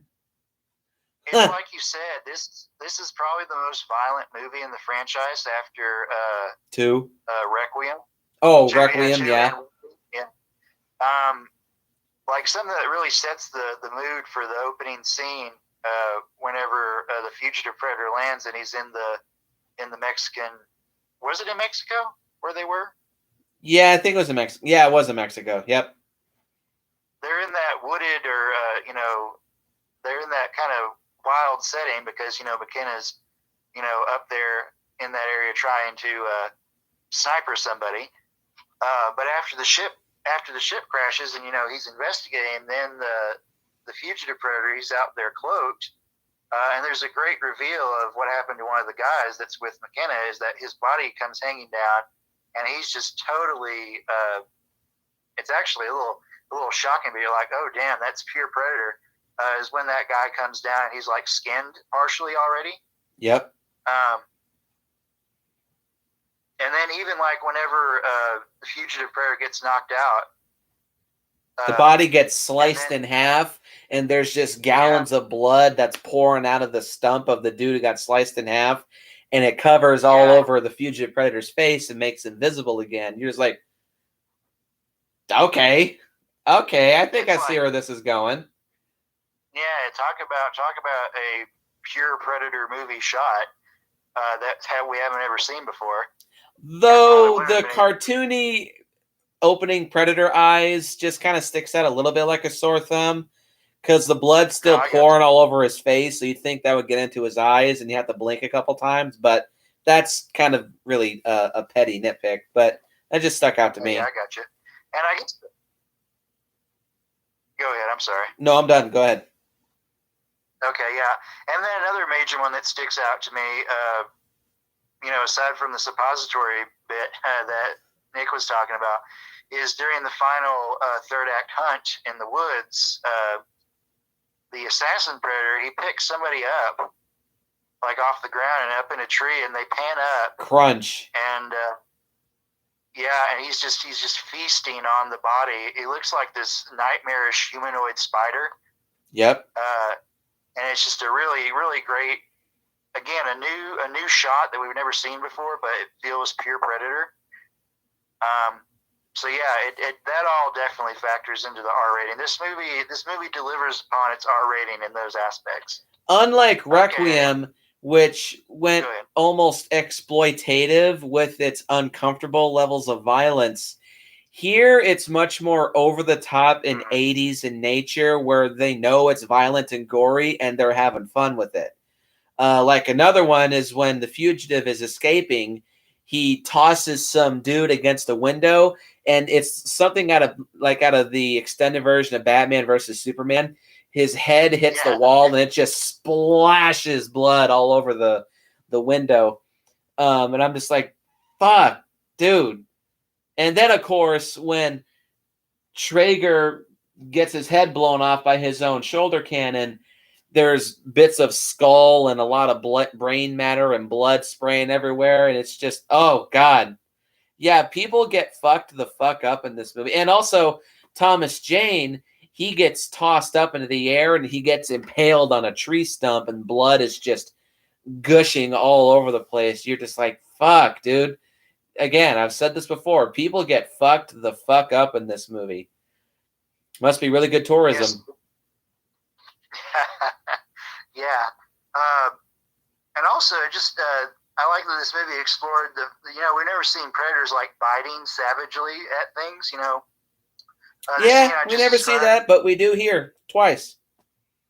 Yeah, because the fugitive predator, when he wakes up, he goes and gnaws on somebody's arm. So again, it's just it feels like one of those things that fans are wondering: what if a predator just didn't use his weapons, but like what he had on his person? And also, you wonder if their nails are sharp enough to slice through someone. They are. Fugitive tosses some dude on a table, throws a scalpel at someone's eye, then he walks right past him and like kind of bitch slaps them with his nails and slices half their face off. Mm-hmm. Most definitely. So, long story short, ladies and gentlemen, this movie is a solid R-rated piece. Yes. And then my final pro number 8. I think you'll have 2 more than me after this, Nick. So I'll let you finish. But actually, this is one that we both have, so we can go ahead and talk about it. The effects, at least the practical ones. Yeah, specifically. So yeah, pro number 9 for me, pro number 8 for me is the good practical effects. They're not super amazing because they don't focus on them a whole lot because it is mostly CGI, but what practical effects we do have in this film are pretty solid. Mainly it's the fugitive predator who is the main practical piece in this film. It is a man in a suit, though I think at times they used a little bit of CGI enhancement, but I'm not sure, so maybe that's like a good thing. If they use CG as an enhancement, you're not sure if it is or isn't. But yeah, the suit looks really solid. It's very seamless. It looks very fresh and new, and it's well built. My only it's not really a complaint, but the fugitive predator looks a little scrawny. Yeah, I can kind of see that. And also his fingers are really long and spindly, which is something that's fluctuated throughout the entire series. Like in the first Alien vs. Predator, Scar's fingers are really stubby and plump, whereas here the fugitive predator's fingers are really long and spindly. Well, and also just to bring up who did the effects, because it seems like they're probably going to be doing the Predator movies from here on out. It was ADI again, Tom Woodruff Jr. and Alec Gillis. You said, Nick, that your favorite Predator look that they've done was in the first AVP.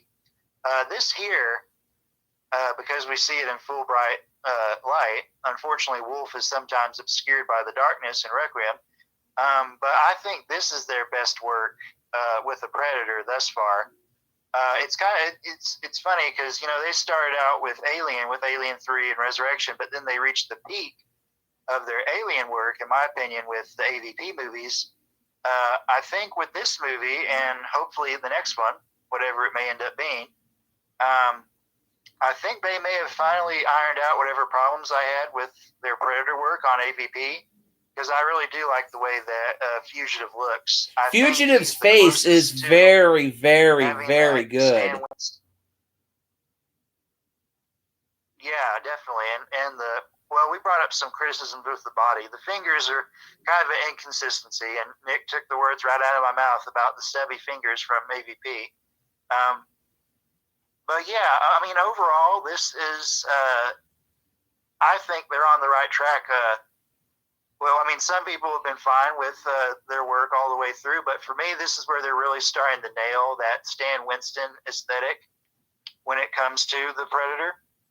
So yeah, undeniably, the practical effects for the movie however little they're used. There is thankfully the one great escape sequence, which is like the main highlight for those. Yep. But yeah, the practical effects, I would say top notch, even if there are maybe a little bit of little nitpicks here and there, but still some top notch stuff. Well, I was going to say bro, that Fugitive's face, it's so good. It's very well animated. Well, not animated. Like the animatronics are really solid. The mandibles move very smooth and fluidly, which you can also tell even more so that his inner jaw moves and it's more pronounced. He has like a huge 5 head too, which really stuck out to me. Yeah, the suitimation is very, very solid. Again, I think he's just a little too scrawny, which kind of makes me think he's really young, but maybe not. But I just think when he's unarmored, he's just a bit too skinny. Even when he is armored, I think he's just a bit too slim. But whatever, he still looks really, really good. So yeah, I got you. Even outside of that, the ship sets look really good, and the rest that like the lab looks really solid. And what practical gore that we do have, there's a little bit, but it's not a whole lot. Also looks really solid.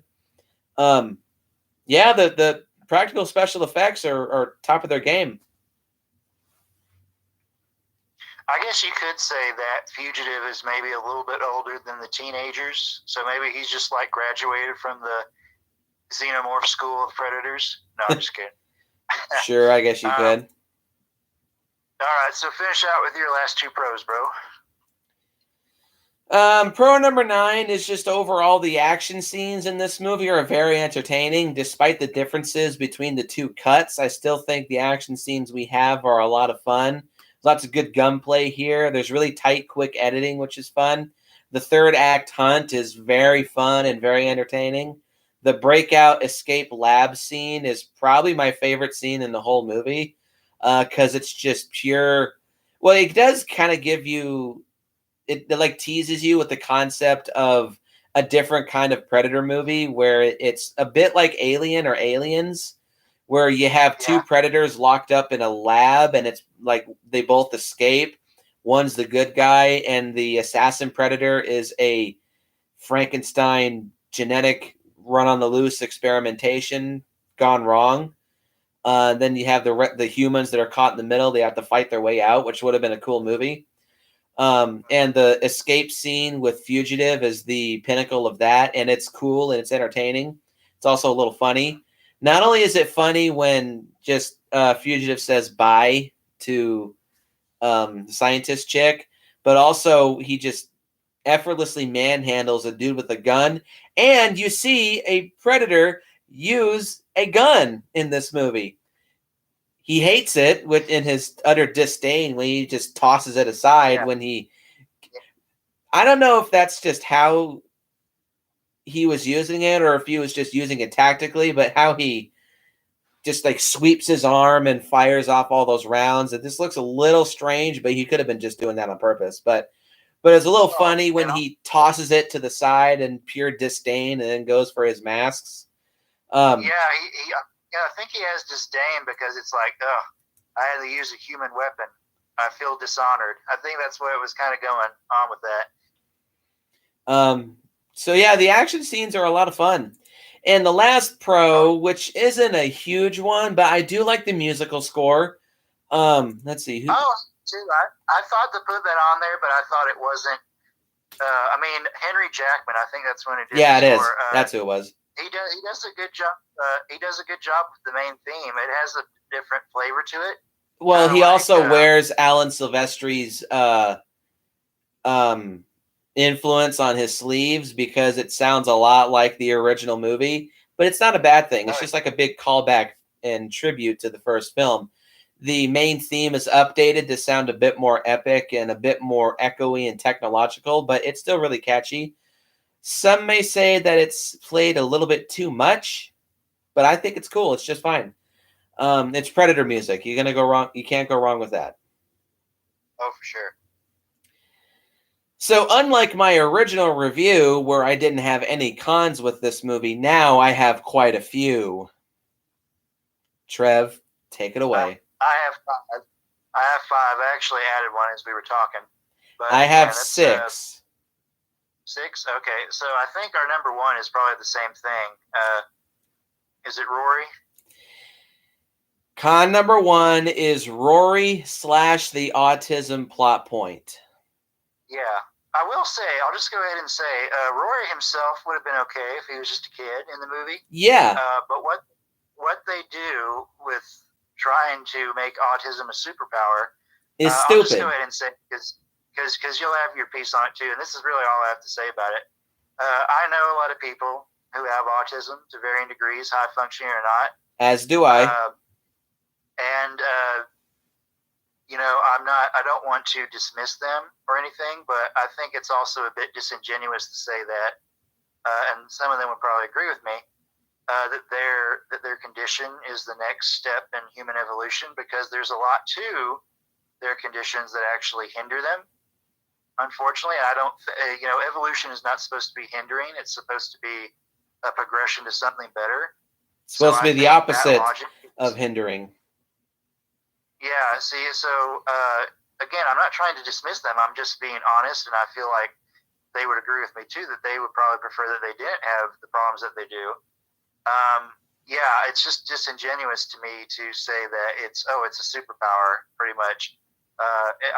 Maybe I get the intent that they want it to be encouraging and empowering, but the reality of the situation is just very different. So anyway, what I think they could have done is they could have explained, because they not only are they talking about mental disabilities, but they could have had a bit of a physical disability as well. So they could have explained for Rory that he's really intelligent, but he has some kind of condition that really slows his puberty stages. So he's a lot older chronologically, but physically his body is still then he looks. He looks like a 5-year-old, but he's actually 12. So I think, but he's also really intelligent. So they could have showcased that even though you're small, if you're really intelligent, that can make up for your lack of physicality. I think that would have come across as much better. But as it currently stands, the autism plot point, it's like what Jackie Boy once told me when he and I were discussing the 2017 Power Rangers film off camera. In fictional media, autism is either portrayed as, if someone's autistic, they either have Down syndrome as fuck, like Frankenstein from Frankenstein Conquers the World, or they're just an X-Man. Yeah.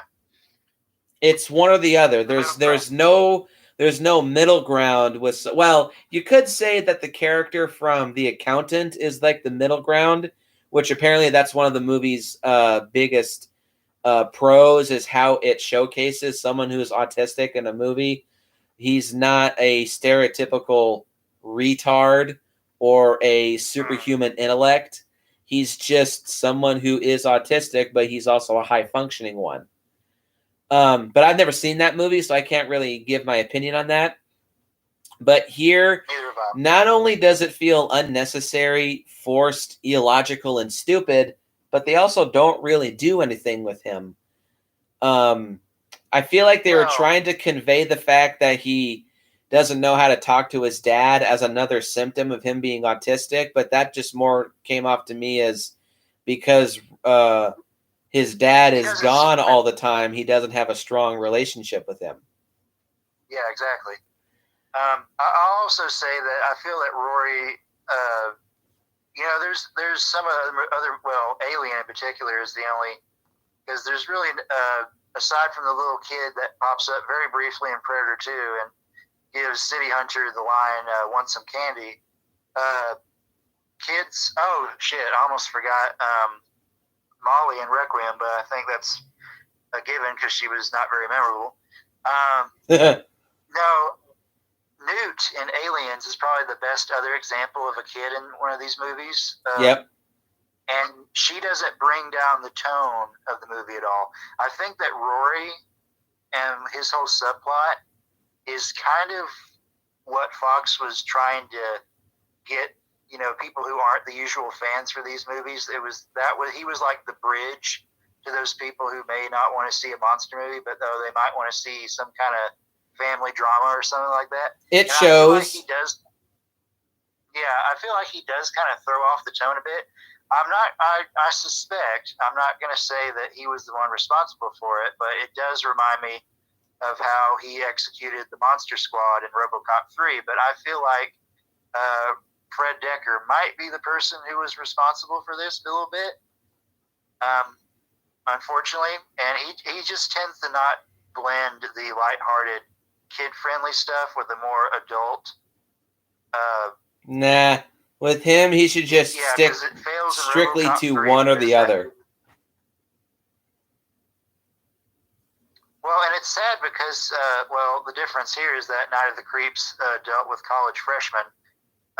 So that's probably why that movie is, in my opinion, and, just so everybody knows, in my opinion, Fred Decker's best work is actually his debut, Night of the Creeps. It's actually a pretty good young adult, college campus meets creature feature, alien. Yeah, creature feature. It's pretty good It's an unsung hit. It's become a bit of a cult favorite over the years for a good reason. Tom Atkins is stupendous in that movie. Yeah, I mean, he actually does some major, great, subtle. You watch it over and over again to see what's going on with his character, and you're like, oh shit, this is what this is really saying, type of stuff. Fred Decker has really never ever again hit that high. Nope. I felt like Monster Squad kind of disrespected the Universal monsters. I feel that maybe teenagers probably would have been a better thing for that. Like the teenagers were monster fans as a kid, and now that they're older, they actually encounter them. That would have been a better premise. Yep. And then RoboCop 3 just neuters the RoboCop thing. Yep. So again, I highly suspect that he was probably the contributing factor here. I don't know for sure, but that's my suspicions. So yeah, that's my thoughts on Rory. Not to mention, he's also just kind of annoying. Yeah, he's like obviously, because he's con number one. He's the number one thing that bothers me about the movie, unfortunately. But if he was just like a kid along for the action, he could have been a better version of Molly from Requiem. Yeah. But I digress. What could have been? You got anything else to say about it? No, I think that's it. He's just annoying, and the autism as being the next step in evolution just does not make sense at all. No, it's disingenuous. That's the word I would use. Yeah, the word I would use is it's stupid, and it feels unnecessary, and it feels like Fox painfully trying to make this more mainstream and PC.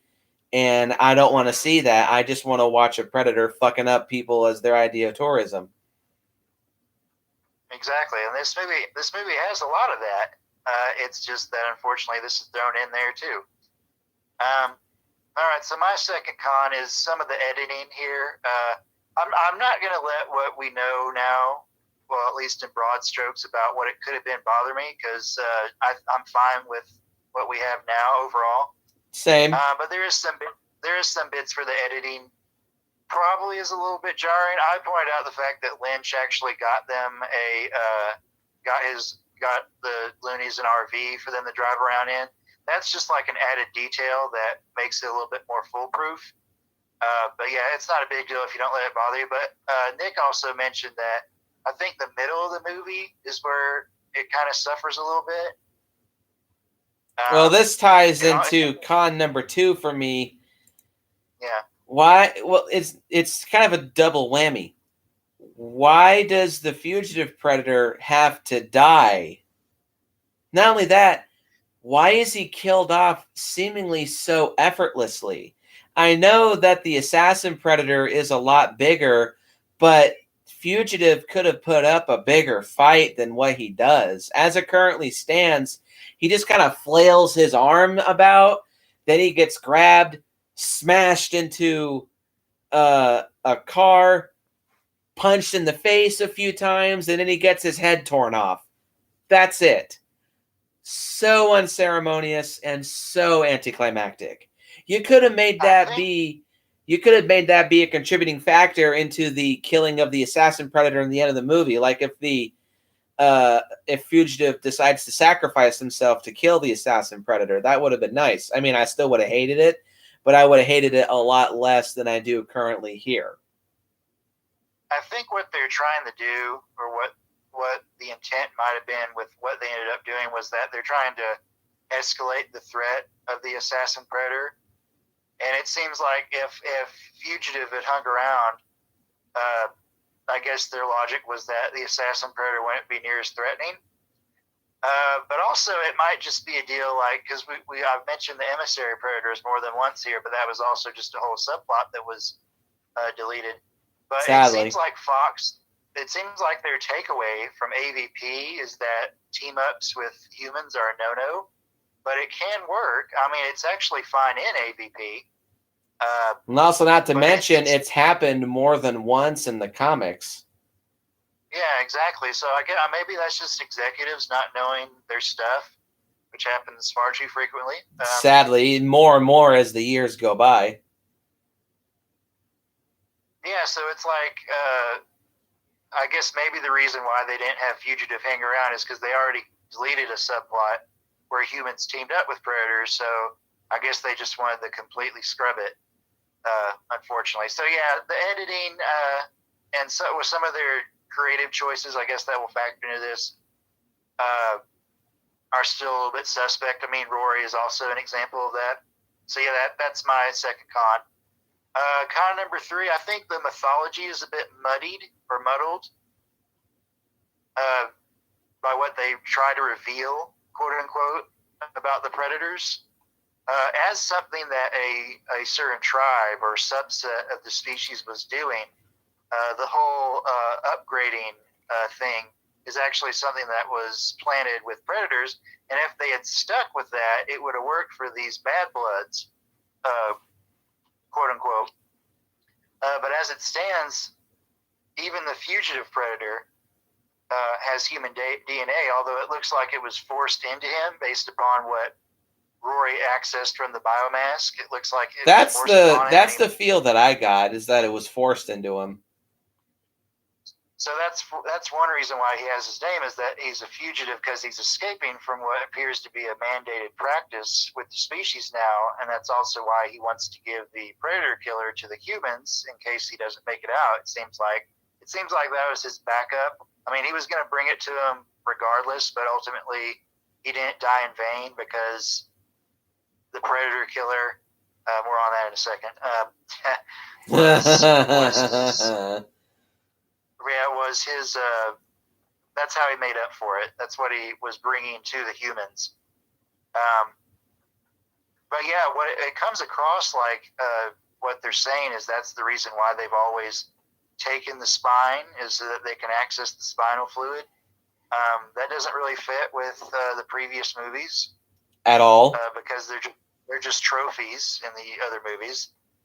So yeah, just like a quick little rewrite or little tweaking could have said that this is what predators like the assassin predator are doing, is that they're now corrupting our culture and they're taking the spines and using the spinal fluid to upgrade themselves. And I like to think they could pursue an addict angle to it, because like in Predators, one of the interesting things that Nolan said was that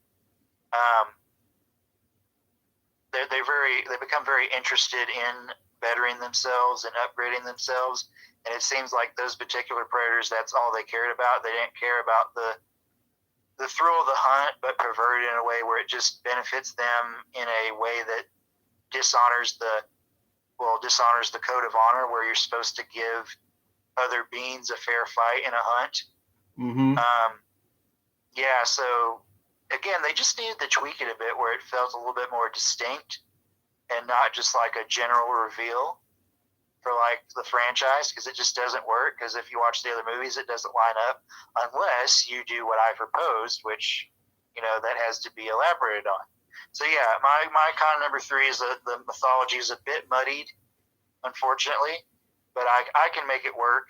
But a lot of other people aren't as generous as I am. So yeah, that's still something you can hold against it, because it it adds fuel to the fire of complaints. Con So, number yeah. 3 for me is the Yeah. CGI in this movie is extremely inconsistent. Oh, let me go ahead and talk about that too with you, because that's my last con. Let's talk about the CGI. And mostly it has to do with the assassin predator, because at times he looks fine, as well as 2018 CGI can look, well, just in general, but there's other moments where the assassin predator looks really poorly animated.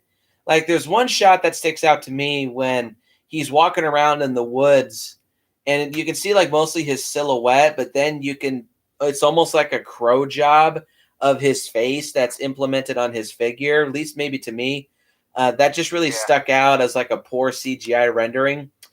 And also as cool as it looks, because it's a cool kill, but when the assassin predator's chomping down on the dude in the tree, when he looks at the screen, when his face is illuminated, it looks a little too cartoony, which again, it is kind of a double-edged sword because it looks bad, but well, it doesn't look bad. The CGI looks poor, but because it's a cool kill and it's a cool image, that kind of makes up for the lack of the effects. But also, the predator dogs are kind of inconsistent. Sometimes they look all right, and other times they just like when the one predator dog has the grenade launcher in its mouth. It just looks kind of cartoony and looks like something out of Jim Carrey's The Mask. And also, again, as cool as it looks, the wrist blade suppository, you can definitely tell the blood was CG. And almost that entire scene when he's crawling around in the house, a lot of that is CG. And again, sometimes it looks okay, but other times the CG just looks rushed. But yeah, that's really all I have to say. The CG is very, very inconsistent. At times it looks really good, and also when there's times when it's bad, I get the sense that was another reshoot scene. Yeah, to wrap up this point, because I pretty much agree with Nick, but yeah, I actually don't like the Predator dog design. I think it's overall very cartoony, and it doesn't help whenever they're completely CGI. And also for the Assassin Predator, they did build, at least up to his torso, his legs were missing. They did build a practical version of him. He wasn't an animatronic. But I guess he was like for a lighting reference. I think you can see it on one of the featurettes on the Blu-ray. There's also a picture out there floating around on the internet. But it's basically just this really big practical version of the Assassin Predator, and he's like on the ship set. Oh, I got you. Yeah, and it looks really neat. I think he would have been a pretty expensive animatronic. Yes. But maybe they could have also improved it by, I don't think it's motion capture. I think he's just a general animation type deal, but there's no motion capture like a performance behind him. Sadly, which that would have really helped, because I could have called Andy Serkis and said, "Hey, help us out with this giant predator." He was like, "Okay, cool." Oh yeah, because I'm sure he's a fan of Predator. I mean, I would be surprised if he wasn't, because he's a fan of Star Wars and Venom and everything. So he this is probably right up his alley as well. But yeah, I think that also makes the Assassin Predator look cartoony, is the fact that there's no actual performance behind his animation. So yeah, it doesn't completely kill the movie for me, obviously. No, obviously there's something that almost does, which I'll talk about soon. Yeah, because the design is still cool. I really like his design. It's just how it's executed as an animated character that's lacking. And this was and so this was originally my second to last con, but now it's just the last con. Con number 5. I feel like they were trying to Marvelize the Predator, or mainstream him, or the franchise, I should say, not just an individual character. Rory and how he factors into this is kind of an example of it. even though it's a plus for me, the whole connective tissue to the other entries was also something that was inspired by Marvel and their cinematic universe, because everything ties together. That's a good thing that comes from it. But also, pretty much the tease at the end, the Predator Killer weapon is really just an Iron Man suit. Took the words right out of my mouth. Predator. It has like a cool symbiotic effect where it's like it latches onto you like a venom symbiote, but it's like nanotech. It's a piece of technology. Yeah, it's like it's technology though. But then whenever the design is okay, but it looks cartoony in its final form. Yep. It's funny. Even though this wouldn't have worked, I thought in that scene, whenever it's opening up, because it's a little bit gooey, I thought, oh crap, is the Predator Killer a xenomorph? But then I realized, well, you can't control a xenomorph, so that wouldn't have worked. But for a little bit, the fanboy man was like, oh shit, we're gonna turn a xenomorph on the super predators. But yeah, that didn't happen. Instead, we have Iron Man armor, Predator Killer, and I don't think this necessarily Of course, it wants to lead into a sequel, but I don't think it's something that we need to have elaborated on, because then we have Quinn McKenna flying around in a Predator Iron Man suit, blowing everything up, and that's not what Predator's about. So it's definitely a cliffhanger kind of thing, but not one where I think like, oh, I want to see this elaborated on. It's just like, yeah, I don't think we need to go down this route. So long story short, definitely it's an attempt to Marvelize the Predator franchise. And it's my last con. I have 3 cons left, and they all kind of have to do with the same thing. But the last 2 do anyway. Con number 4 is the final fight between McKenna, Casey, and the Assassin Predator is a bit too short, in my opinion. It's also slightly anticlimactic. Just with the Assassin Predator being such a badass this whole movie, and then all McKenna has to do is gun him down with just a pistol. I know there's a little bit more to it than that, but it just feels like it's a little too easy. But 2 of my biggest issues is the super sequel bait ending. I really feel like this is the worst that the series has had thus far. It's not as bad as Terminator Genesis, which is probably the number 1 worst example, at least of all the movies that me and Trev have reviewed thus far, of a really sequel bait ending. But this one definitely warrants another installment, because I don't give a shit what you say. Anyone would want to see that Predator Killer suit in action. And I want to see more of that. And it just feels like the filmmakers were desperately begging for another one.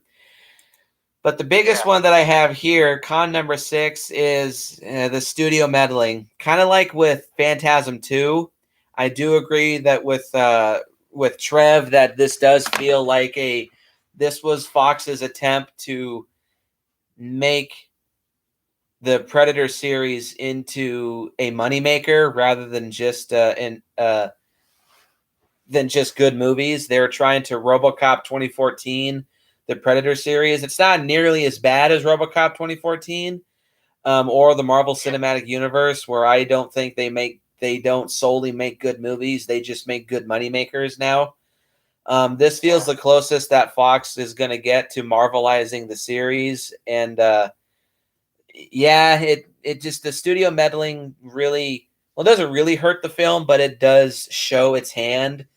And it shows in the final product that the studio obviously had a different mindset on what they wanted, and the director wanted something else different too.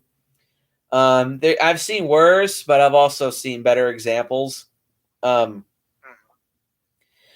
other than that, that's all the stuff I have to say about this that's bad. Final thoughts, Trev?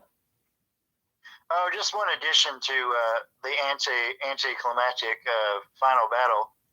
The part that kind of bugged me about it was the fact that they were doing a reference to the original Predator whenever Dutch asks, what the hell Jungle Hunter is. And McKenna just cuts him off way too quick. Like, he asked the question, and then he's just like, Shut up. the fuck up. And he's supposed to be a badass, but it just happens way too quick. It felt jarring to me, and I was like, Yep. oh, well, he wanted to do a reference, but I don't know. It didn't work. I did like, however, when him and Roy are looking at like the mementos for the rest of the loonies. That was a nice way to end that scene. Yes. Yeah. So my final thoughts are, it's probably going to take a little while, but I have a feeling that the Predator will gain a following just like Predator 2 or even the first AVP. Requiem is still the one that's kind of a bit iffy for a lot of people, understandably so. But each one of the movies has gained a following as time has passed. I mean, besides the original, because I was saying earlier that the original is still the one that speaks to the mainstream the best, and of course back then you didn't have to worry about trying to marvelize something. It was just a good movie. Yep. It has a superstar in it, Mr. Schwarzenegger. But yeah, I think over time, pretty much we're really pretty lucky that the Predator franchise has kept on going. AVP actually brought it back. Yep. So I guess you could say the Predator was riding in on a xenomorph for his second coming of glory.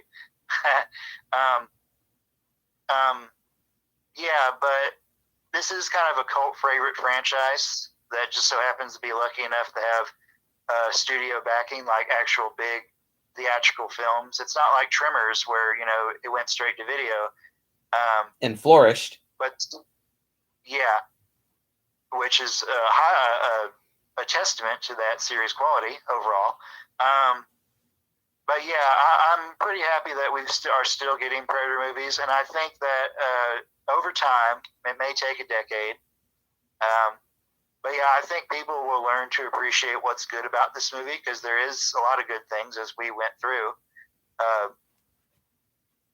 And yeah, I enjoyed myself. I was pleasantly surprised because unfortunately the reception kind of had me worried. Yep. And I'm glad it turned out the way it did. So my final rating, and I've actually kind of altered my rating for one of the previous reviews. Predator 2 is now a 9 for me. So the Predator is right there next to AVP as a solid 8, in my opinion.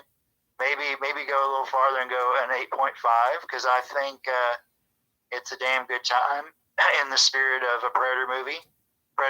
There's lots of things for fans to chew on to enjoy, and it's a good time. And yeah, an 8 or an 8.5 for me is my final rating. My final thoughts on the Predator. Yeah, it's a fun time. It's not nearly as bad, in my opinion, as a whole lot of other people make it out to be, because, just starting to think a lot of fan bases in general are just toxic and gatekeepy as fuck. And should just sit in their angry masturbation corners and shut the fuck up. But yeah, The Predator is a fun movie. It's got some flaws, unfortunately, and that just kind of goes to show the state of Hollywood that could possibly they be going in the near future. But it's a fun movie. It's entertaining. I think it was made by a Predator fan for Predator fans, and I think Predator fans should appreciate what they have here, because you could have gotten something like Star Trek Discovery, where it's made by people who hate Star Trek. So I think they should appreciate the good stuff that is here. And my final rating is also going to be a very solid 8 out of 10. It's a good movie. It's fun. It's funny. It's enjoyable. It's entertaining. Yeah, it's a fun time. So go check out Trev's channel. Go check out Trev on Fictosphere. And look forward to next time, where me and Trev will be delving into space, where no one can hear you scream, with a review of the original Alien. And as always, I will see you guys in the next one, and go out and have yourself a good hunt. And I will see you guys in the next one.